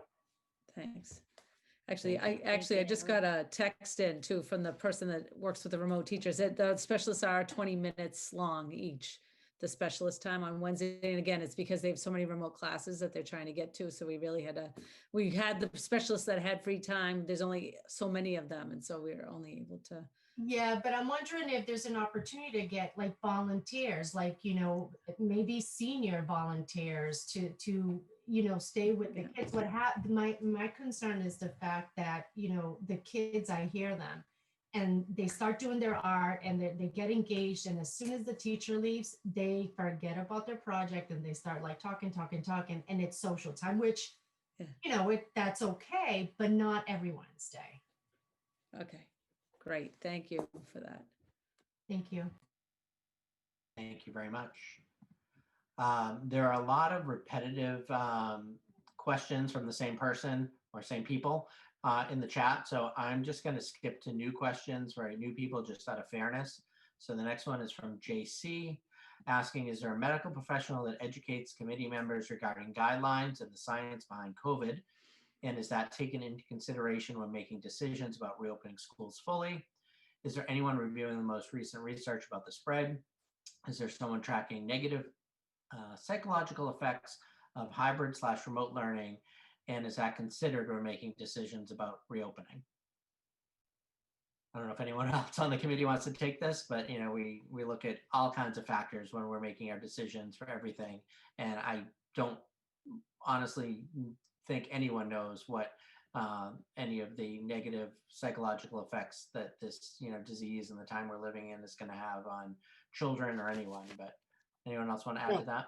Yeah, I mean, I'll jump in. I don't think there's a doubt that there are certainly negative effects of having students not in school. They miss the social piece, and like any of us who are in some ways fortunate to work from home, but it's also a very isolating experience and can be. And for adults and for students and children and of all ages, I don't have any doubt that it does have an impact. And I know that anytime we've had a vote, and I bet everybody else on the committee would say this, yeah, we're looking at everything that we can know about the disease. The science changes a little bit. We get a little more refined, which has allowed us maybe, if that's one of the reasons younger kids are back. And I think we all take into consideration the intangibles like the mental effect on students. So, trust me, we're looking at the different sorts of science. I check the Globe and Danvers websites daily to see what the numbers look like. My ears go up or my eyes go up if there's an article in the Boston Globe or anywhere online. I'm searching online all the time to try and educate myself as much as possible. But I'm sure everybody on this committee would tell you the same thing. We're looking at all the factors, and yes, the impact on the emotions and mental health of children is certainly on my radar. Absolutely. Thanks, Eric. Carolyn, I believe, is joining us on Zoom. Hi, thank you. I have two kids in the school system at Smith School. I have a first grader and a second grader. And like everyone else, it's been a challenge. But I do have to say that the remote time for my second grader, she only gets an hour and 15 minutes. And my son obviously is in school except for on his other day. So the second graders are really getting affected by this. Like someone said, at the end of last year, they missed a really important year where first grade is such an important year. And then, and now this year they're really getting hurt. And I was hoping that we were going to get them back in after January, but that didn't happen. But some of the things I did have questions on, I'm totally for the 3 feet. I think Middleton, they're actually back full time. They just started after Christmas. I really think we need to, I didn't know about Gloucester, but I know Beverly's 3 feet. I really think that's something we have to look into. And I do think, in hindsight, I know you guys were trying with doing, and you gave us all a survey, and we just didn't know that us doing the remote learning at Danvers was going to hurt us so much. I think because we're doing a remote learning program and the hybrid, we're not going to be able to get our kids back in school basically because we don't have the staff, because and we didn't know this was going to happen. that, having to teach the remote learners and the hybrids was going to be this much of a challenge. So I just asked that, are you really looking towards the future? Like, I've resigned myself that as much as I want my kids to get back, and hopefully maybe you guys will change your mind and we'll get the kids back in school in the spring, but that we're looking towards next year and that this isn't going to happen next year. And I understand, I was hoping you were going to use the old Smith School, but it sounds like we're not going to be able to do that. Are you thinking possibly about taking the remote learning program and giving that back to the state so we can get these teachers back, so we can get the kids in next year? And maybe a lot of the remote kids will want to come back next year, so we won't have to have a remote program. Also want to ask about, are you thinking about, at least for the spring, to start alternating the days for Wednesdays, having hybrid go, cohort A go for 3 days, and then the next week cohort B go for 3 days, giving that Wednesday? Is that being talked about? And then I also want to ask about, like, why is it every 3 weeks it changes? Like right now, both my kids don't have gym. And I think that's really hard with them not having gym for like 3 weeks. And the kids don't have recess really right now. They just have to stand on a square. So the kids are not getting any exercising at all. So I just know if what's the reasoning for not having gym for 3 weeks, or you don't have art for 3 weeks, at least for all the different grades when you're in. Okay, thank you. I think that the three pieces to address the Wednesday piece, the entire hybrid schedule and learning model, we are reviewing, and again, we'll make recommendations at our next meeting. The remote, hoping to be able to clarify again at this meeting, and because we don't want one group sort of looking at another group of taking different resources. So looking at the remote piece and being able to come back full time, it really has to do with space. So yes, space and funding. And then I would say the third piece does have to do with the staffing. It has been difficult with substitutes and then continuing to hire throughout the school year.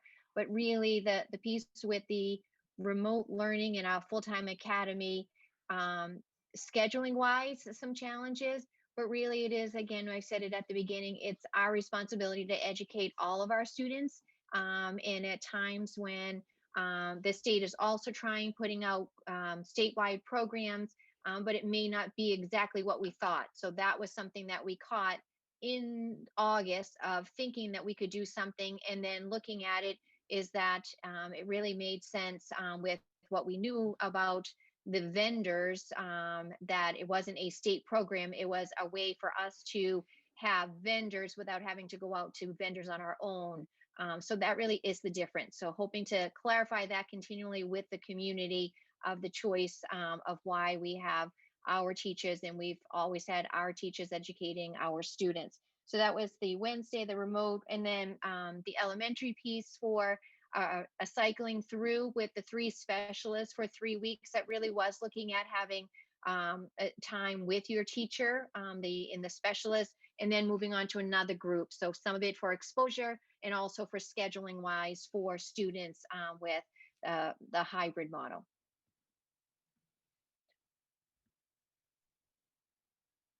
Are you looking like, at other buildings? Are you thinking outside of the box to get these kids in school next year?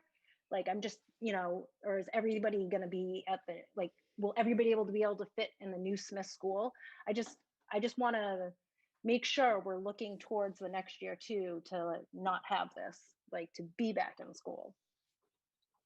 I would say we continue to take a look at all of the pieces, and it looks at each month and where we are. And I've heard others on our school committee say it this evening, it continues to evolve. So again, it is our hope that as we look into next year, it's a different new normal, but it wouldn't look like this school year. And we continue to make progress toward that, and we will continue to take a look at all of those options and different configurations that we may need to, but we're going to take it month by month. Okay, thank you. Thank you, Carolyn.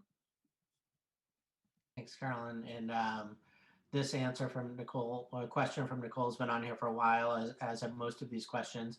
So it might have already been answered. Is there a plan to get students back in person full-time this school year? I think parents would really like to know if that's completely off the table or not. And I think we've answered that is we don't know. You know, our goal is yes, to get students back in, as many students as possible, but because of all the factors, we don't have a definitive answer. And then there's another question here from Melissa Sullivan. Will the 6 feet be reduced after the vaccinations? Is there anything in the union agreement regarding this? Eric or Arthur, do you want to take that? I don't believe there's anything in the agreement that changes the 6 feet to 3 feet based on vaccinations. At the time the agreement was authored, there wasn't, vaccinations were not necessarily on the table, but as things change, and this is, I think, applies to everything, as circumstances change, I think we're all willing to be light on our feet, so to speak, meet with the teachers, try and work out things that meet change circumstances. So, I don't think there's anything in the contract that mandates it or calls for it, but we're always willing to talk about it with the goal that we want kids back in school. Arthur, I don't know if you. Nope, that's pretty much what it is. Great, thank you, gentlemen. And Brian B., I see that you had a similar question on here, so I think that probably answered it. Moving back to Zoom, we have Ashley. Hi, can you hear me?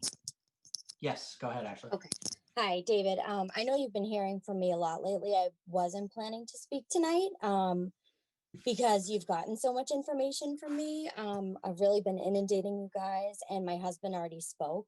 I'm really concerned about your reaction to Kristin's comment, her speech that, we need to look at the big picture and blah, blah, blah. And then you said, oh, Kristin, I wish you could stay on longer. That concerns me because the top priority is actually these kids and the fact that my second grader is not getting an adequate education. She has 2 days of education, and these are her foundational years of school. This is going to put her and her peers at a major deficit for the rest of their lives if something doesn't change soon. I'm really disappointed. I haven't heard much regarding your response to all of the extremely credible research that I've been sending all of you over the past few weeks from people who are very, very, very, very smart and study this stuff on a continual basis. Viral transmission, particles, speaking volume, spacing. We have schools, private schools, public school districts who are spaced 3 to 4.5 feet. And our argument has been, well, we haven't had any secondary transmission in the schools because we're 6 feet apart. And that's just not true. That's completely unfounded. So you need to look to other districts and schools who are doing this and take a cue from them because they're moving forward and our students are getting left behind.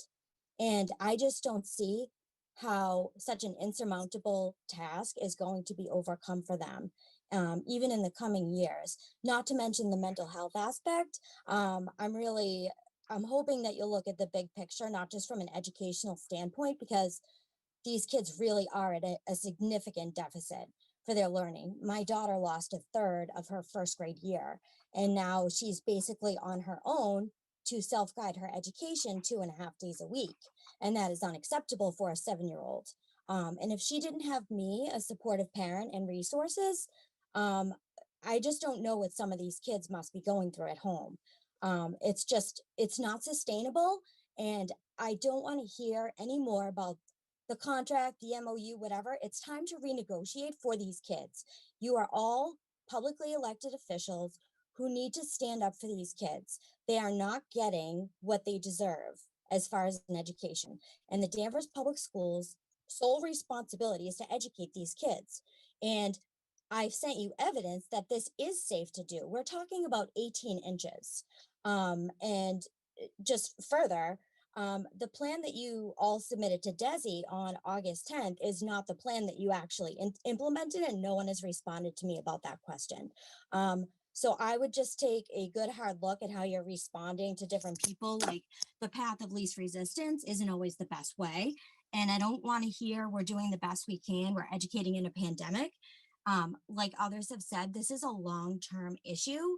And we need to become more resilient for the kids, or they are going to be the most messed up generation. And that really scares me. So that's all.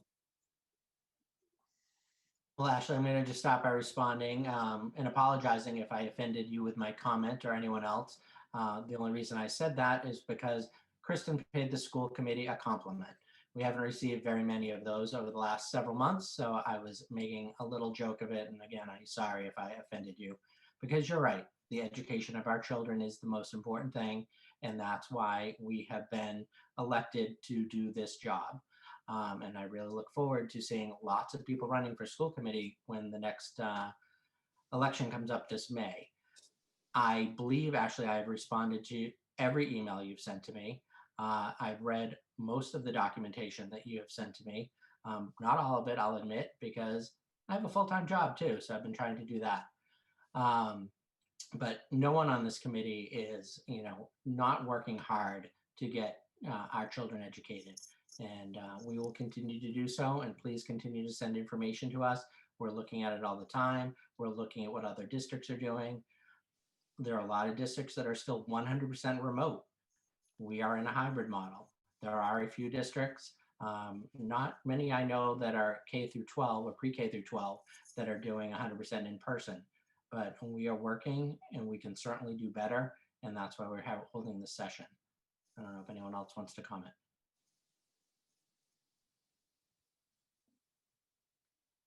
Dave, I'd just like to mention that, this committee has been working hard to try to get the kids back into school and to stay in the hybrid model. Way back in November, we as a committee voted to continue in the hybrid model before the state changed the metrics. And then we also have been trying to just think of ways. I have constantly been calling the superintendent and the assistant superintendent and saying, well, can we do this? Can we do that? Can we do that? And a lot of these answers, it does come down to finances. And so we, as a committee, the priority is the students. It is the education, but we also have to be mindful that, yes, we are in a pandemic. Everyone, every business, every family, we're all going through it. It is very hard. And we do hear you, and we do read the emails that everyone sends. And we do our own research. So we are working hard and as hard as we can. And I just want people to know that. And I have a child in the school system. I have a special ed child in the school system. I have had 2 children go through the school system. I am dedicated to this district. So I just want to put that out there. And as far as the exact date, we cannot tell you the exact date because we don't even know. We're just doing it like Dr. Dana said, it is one day at a time. It is 1 month at a time. We are all working together, and it's a community effort. The student effort, it's a teacher effort, staff. There are a lot of things involved in this, and we are working very hard for everyone. Thank you.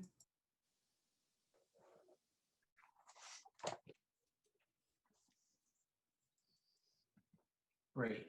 We have a question here from Ty Aldrich. What can the school system do to help transition 5th graders to middle school next fall, given the deficit they have endured? Can there be a focus group designed to assist this group of learners heading into the next school year? Thank you. So this would be, we're getting close to starting the 5th grade transition, and we will bring that question back to Mr. Federico in our middle school team, and he could be able to provide an update to our 5th grade parents. Great. We have someone else on Zoom? Yeah, we brought I only see a last name. I think it's Lindsay L'Italian. Okay, great. Hi, Lindsay, are you there? how are you? Thank you for letting me in. I know there's only 10 minutes left, and I appreciate all your time. I've spoken with most of you before, but I did want to come here to the forum today. So I know the school committee is working very hard. I work in a system. We all have been working very hard throughout this pandemic. One of my main concerns is that I want my children back in school 100%. I understand there's concerns around there. So my main concern right now is the live time that these children are receiving across the board. It is not an average. So we have already spoken about this, but I want the full school committee to hear this. I have done my research. I have looked at the DESE guidelines. I have spoken with the problem resolution person that works with Danvers. And it is not an average. It is supposed to be 35 hours live across the board. And I just want to know what Danvers is doing to address that. I keep hearing, we'll hear it in February. Well, in February, it will be almost a year we've been doing this. These students deserve their live time. If we are not getting them back into school, which I want to be clear, I want my kids in school, but I also want them to be learning. And I want them to be learning with the material, not just, so a great example is 5th grade. They get 1 hour. We keep hearing about 2nd grade, and I have a 2nd grader too. So I am going to bring up 5th grade. 5th grade gets 1 hour live on Thursday and Fridays. And when they get that 1 hour live, that also includes their attendance. So most of them go, just an example, I think it's 10:30 to 11:30. Often their teachers are late because they are running from other classes, and it's not the teacher's fault. I want to point that out. This is not the teacher's fault. It's the way it's set up. So they're running from one class to another. So often you have a whole class sitting there for 5 minutes. At 10:35, the teacher comes in, then attendance is taken. They are not getting a full hour. And I just want to know how we are moving forward with that. I keep asking this question. It's a regulation that DESE has put out that it's 35 hours live, and we have not gotten that answer. So can the school district and the school committee please answer that? And if we're not providing these students, how we filed for a waiver, because that would be, think the next step would be a waiver, and then people would understand, but we're not getting these questions answered. Okay, thank you. I think we may see differently on the pieces, so we will continue to do that research in our work and looking at it. It is the average, and we are going to move past that to having the full implementation of at least 35 hours for our elementary students coming up. And with that, as far as the state piece of it, is then being able to take a look at the entire school year of being able to get to that and on average. So we are calculating all of those numbers. We will be able to, we realize that people are, again, that range of responses and wanting us to move quicker at times. And we have said, again, it is for the February 8th meeting is when it will be reported out. So those final plans are, we are working on that right now to be able to pull it all together to have that solid plan to present to the school committee for February 8th. And I just want to add in one other thing. I know that the district has done a great job of bringing a lot of students back that need to be in school. And I want to highlight that. There are a lot of students that are vulnerable and are in school 4 days a week, and I appreciate that. There's a lot of special ed kids that are in school 4 days a week. There is also a lot of special ed kids that are not in school 4 days a week. And that has been not looked at all by the school committee. There are many kids that are not having their accommodations made, and it's disturbing to me. I can advocate and I will advocate for my students, but there are many students out there that are not receiving their accommodations daily. They are home 2 days a week, those students, and most of them are only getting live instruction at the most an hour and a half. So they're not being provided their accommodations. And I think it's important that we look at that population because yes, we did a great job. And I will say that there was a great job of getting a lot of students that are high need back. And like I said, some of the most vulnerable students are back too. But there is also these other students over here that have special education and their accommodations are not being met. And I think that we really need to look at those students too. And that's just a statement. No one needs to respond to that, but I just think it's really important that we look at those students. So I thank you guys for your time. Thanks. Great. Well, Thank you, thanks, Lindsay. sorry. I'm just trying to get someone in before, try to get the last 2 people in. Is that all we have? 2 people on hold right now, Mary? Yep, we have Sarah coming in and Holly waiting. And so we have 6 minutes, so we should be able to get Yeah, so let's take these two and then we'll go a little over if it's okay with everyone for the school committee to make any final comments that they have. And then before Sarah starts, I assume Mary and Lisa, you can capture all the questions and comments Yeah. that are, I got it. if you're able to respond to these folks, that would be fantastic. Yeah, I've copied all the questions out of the question and answer, and we'll try to answer by email Great, thank you. tomorrow morning. That's great. Sarah? Yes, can you hear me? Yes. Thank you all for first and foremost for your time. I know how hard this is. You guys are all doing the very best that you can. And as a parent, I could not thank you all more for all the hard decisions you have to make to keep the kids safe, to keep the parents safe. My child is in kindergarten Highlands. She was at hybrid and I pulled her in remote based on the timing of in person 4 days right after Thanksgiving. And I'm glad I did because there was no cases and then there were several cases after.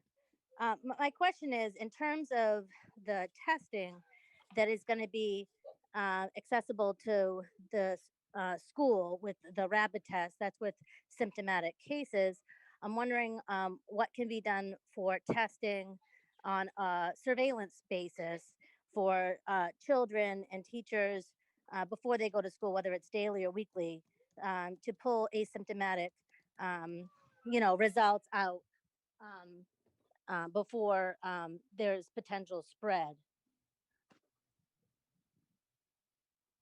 Keith, could you take that one? That was part of a little bit earlier tonight too. We talked about pooled testing. So the pool testing is the same as surveillance testing. So that's really looking at identifying those asymptomatic individuals. So we are in the process of evaluating the option that the state just came out with a couple weeks ago around a pilot program for that. So that is something that we're looking into and what the implications are around cost, staffing, and different implementation guidelines with that. All right, thank you. I heard that. I've been on the call and I appreciate that. I think my child would definitely be in the hybrid model as she was excelling in it. If there was that ongoing surveillance or pool testing being available to identify potential asymptomatic cases in the school system. The other question I had, which was talked about a little earlier, is in terms of communication.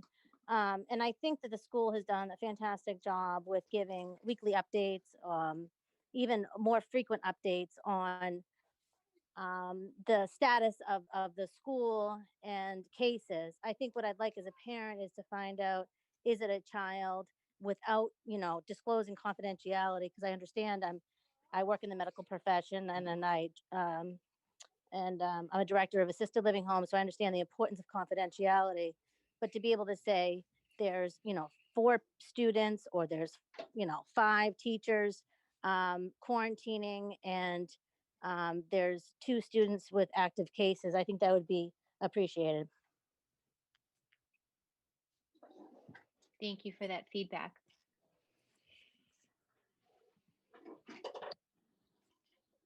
Mary, we have one more person to bring in. Yeah, Holly. Great.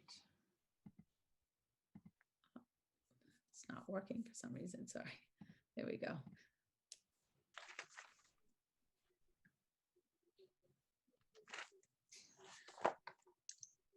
Hi, thank you guys for having me. I have a first grader and a third grader at Great Oak. Everyone can hear me, right? Yeah. Okay. So I have a first grader and a third grader at Great Oak, and I'm a big proponent of in-person education. And I appreciate all you guys are doing for bringing in the first graders. I think it made a world of difference to go from 2 days to 4 days, for my first grader who was behind in reading and who couldn't read, and, me having to work full time and help her at home full time. And my third grader, I do appreciate the way to get more virtual learning into that. But I do have to say that I believe that more virtual learning doesn't seem to be the answer. I think even with the Wednesday last week, adding more virtual time did not help.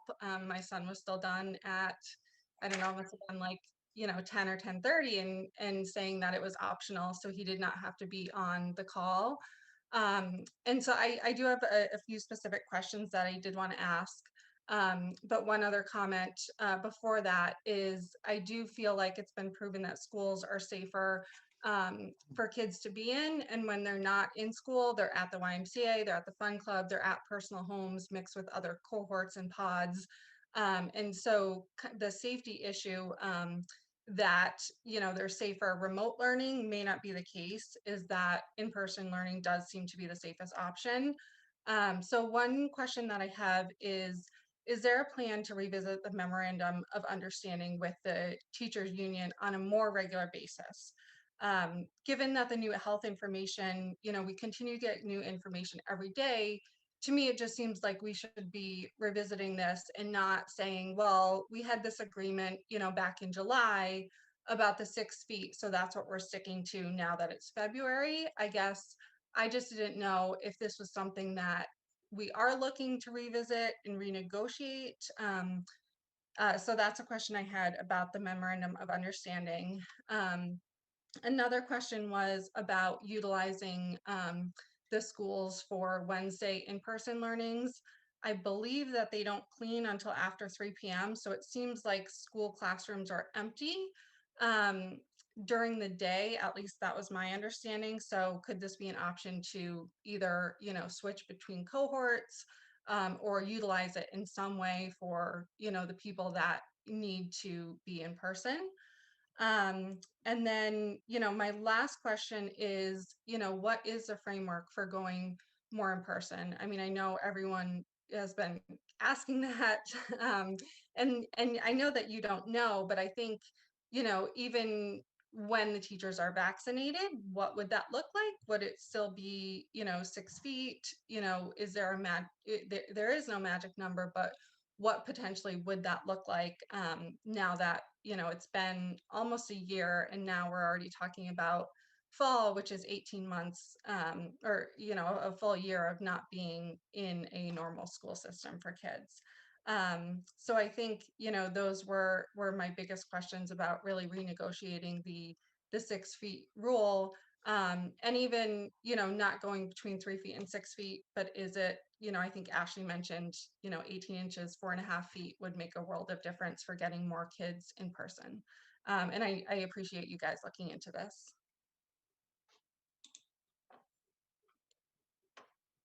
Lisa, do you want to take that, or I know there was I can some, do the overview and then again ask if Eric or Arthur from the Perfect. negotiating team want to add. I would say that we are in ongoing conversations and have been holding negotiation sessions with our teachers, and have one this week. So that will continue. I'll let Arthur take this one. I've taken so much mic time tonight, Arthur. I don't think there's anything else to add. I mean, we're always looking to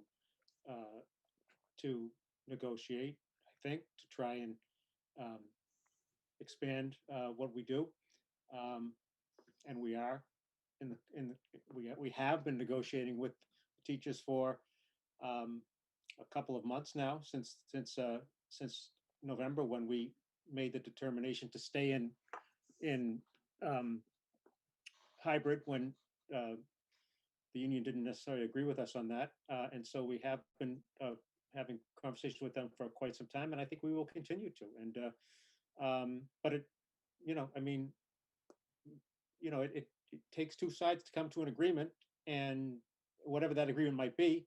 And so we'll just continue talking, and hopefully we'll have some things that we can do as we go forward.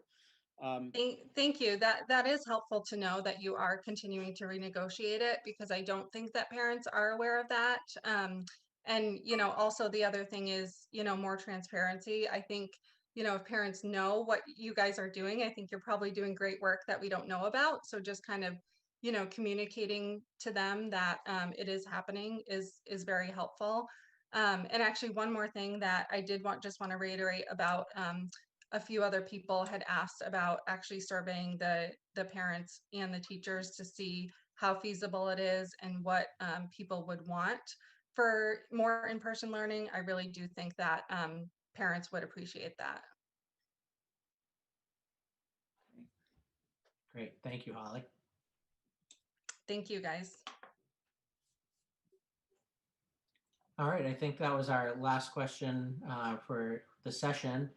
Love to go around and hear from the school committee members on questions, comments, thoughts. Arthur, would you like to start? Yeah, I'm not going to say too much tonight. I think this was a night for the community members to have a chance to speak, and that's why I didn't really speak during the course of this thing tonight. I wanted them to have the opportunity to say as much as possible. We do appreciate, first of all, a lot of what was said.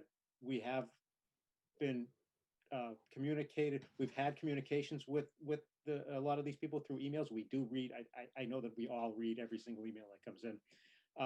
But I'm glad that we had some time tonight, and you know, we may want to do this again at some point in the future to let people come on and talk and make sure that they know that we're hearing them, because we certainly can't. And I know Dave, as chairman, you're doing a kind of a yeoman's job of responding to all of the school committee emails, but the rest of us are seeing them too. But again, I appreciate everybody that came on tonight. Thanks for letting us know how you think and how you feel. We are trying to do the best that we can, and we will continue to do that. And I think for tonight, that's all I have. Thanks. Great, thanks, Arthur. Jeff, you've been very quiet tonight. Yeah, no, I would agree with what Arthur said. I mean, my view coming into this is we needed to sit and listen for a change and hear what everybody else has really wanted to say and present to the committee. So I absolutely appreciate that. I will say this one piece on the live instruction. I mean, we brought this up last year, and this was one of the first questions I asked when I said, why couldn't we just stream in video from a classroom at the same time? And therefore that would have taken care of this whole problem of the 35 hours, right? And so we went through this a lot. I'm not going to go through it again, but we made a conscious decision that said, we don't do the live stream at the same time because the quality of education that we're supposed to be getting is better when you sort of split it, right? We go asynchronous to synchronous, and therefore that's what we said. So it sounds like the state is now saying, well, maybe that's not the case. Well, maybe we want live time more, even if it means you're going to beam this in from everybody. And, you know, I don't know that that's the case, right? I'm very much coming down on the side to get students in as much as possible. So 3 feet, 4 feet. I mean, I'll look again at that data.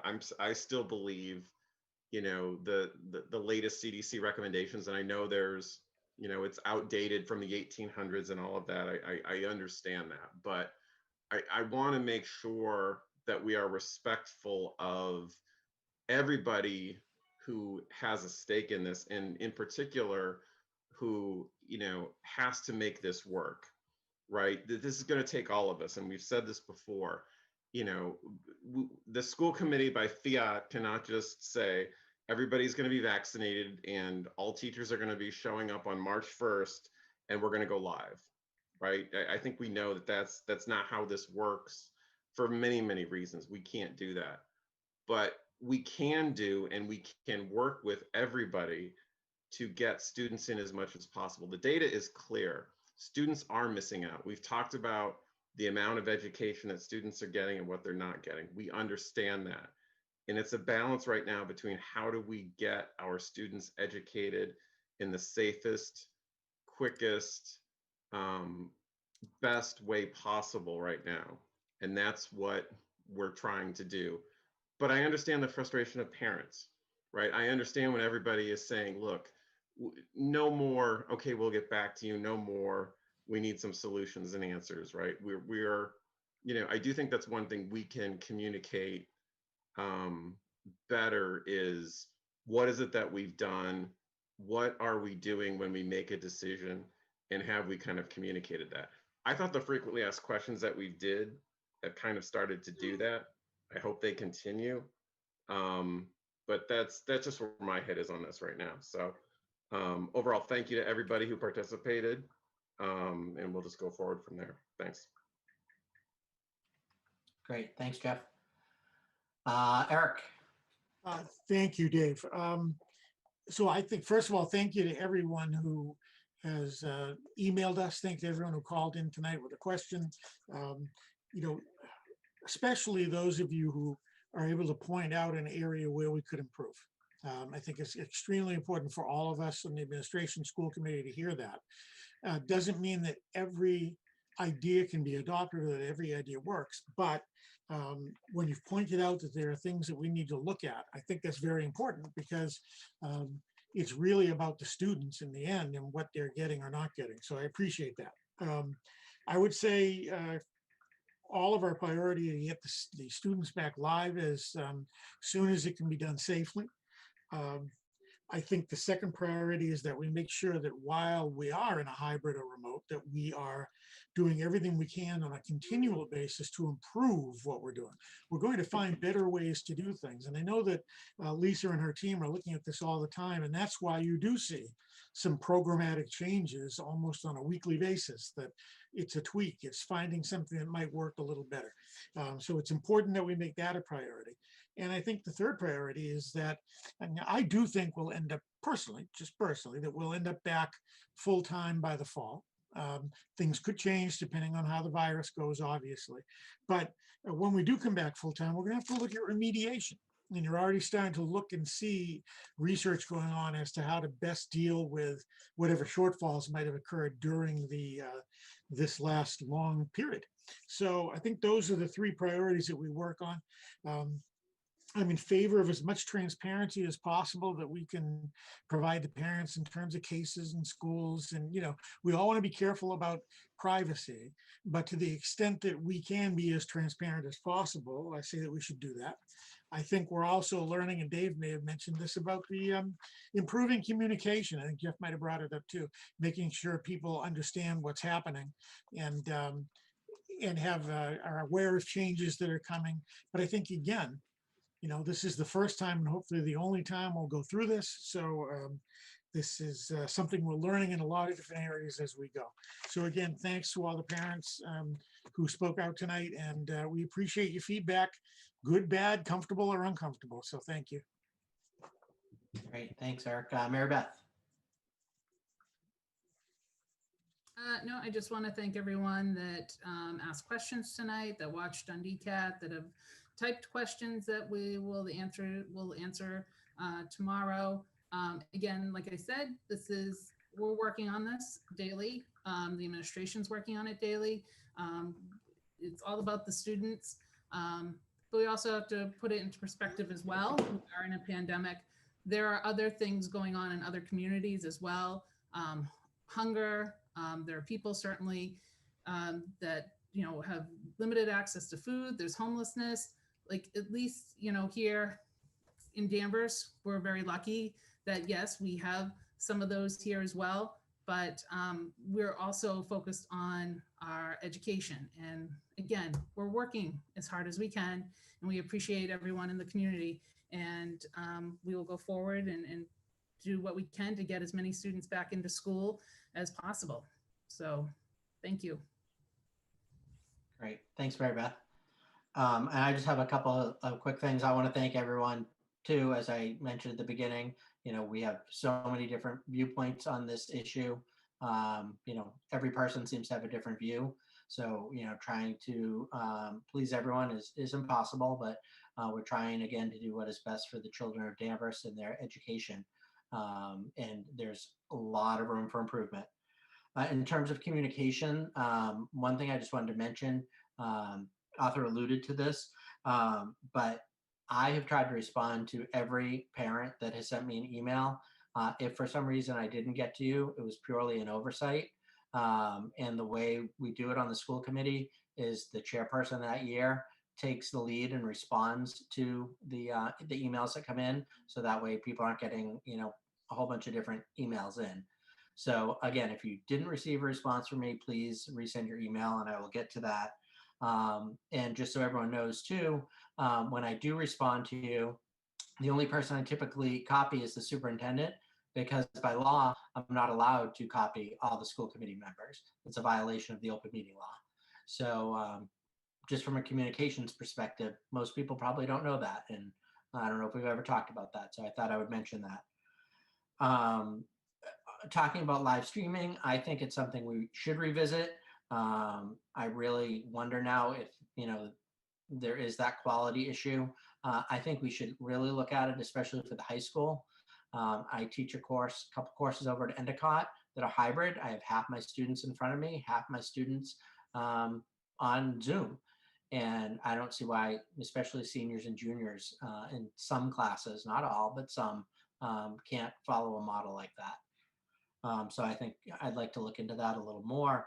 And I think the survey idea is a good one. We debated doing a survey or this meeting. We opted to do this meeting, but I don't see why we can't do both. So I think we can work on a survey if everyone's in agreement with that, and get that out. And I think Arthur said, we probably want to do this again too. It's not always the best news to hear from the people that are joining, but it's news, it's questions and comments that we need to hear. So, we can discuss this as a group and look to potentially do this again.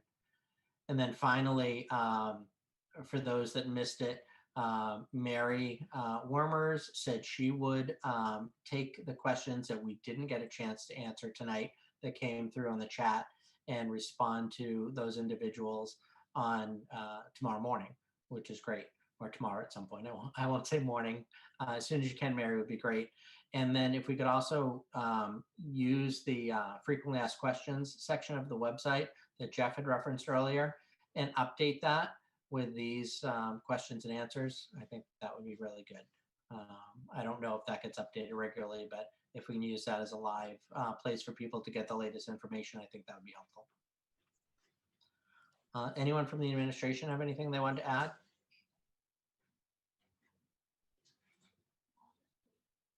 I would also add it is to continue to reach out to us. So those individual Zoom meetings and phone calls that we can have, so we can really continue with our partnership and to be able to answer questions that are ongoing, and that we can continue to support individual families in our work with each of our schools. Great. Thank you again to everyone that participated. Thank you to those that watched but did not ask a question. It's just as important for you to stay informed. So thank you for that. And again, apologize that we didn't get to everyone who chatted in their question. So with that, we will say good night, Danvers, and we will see you February 8th for our school committee meeting. Good night.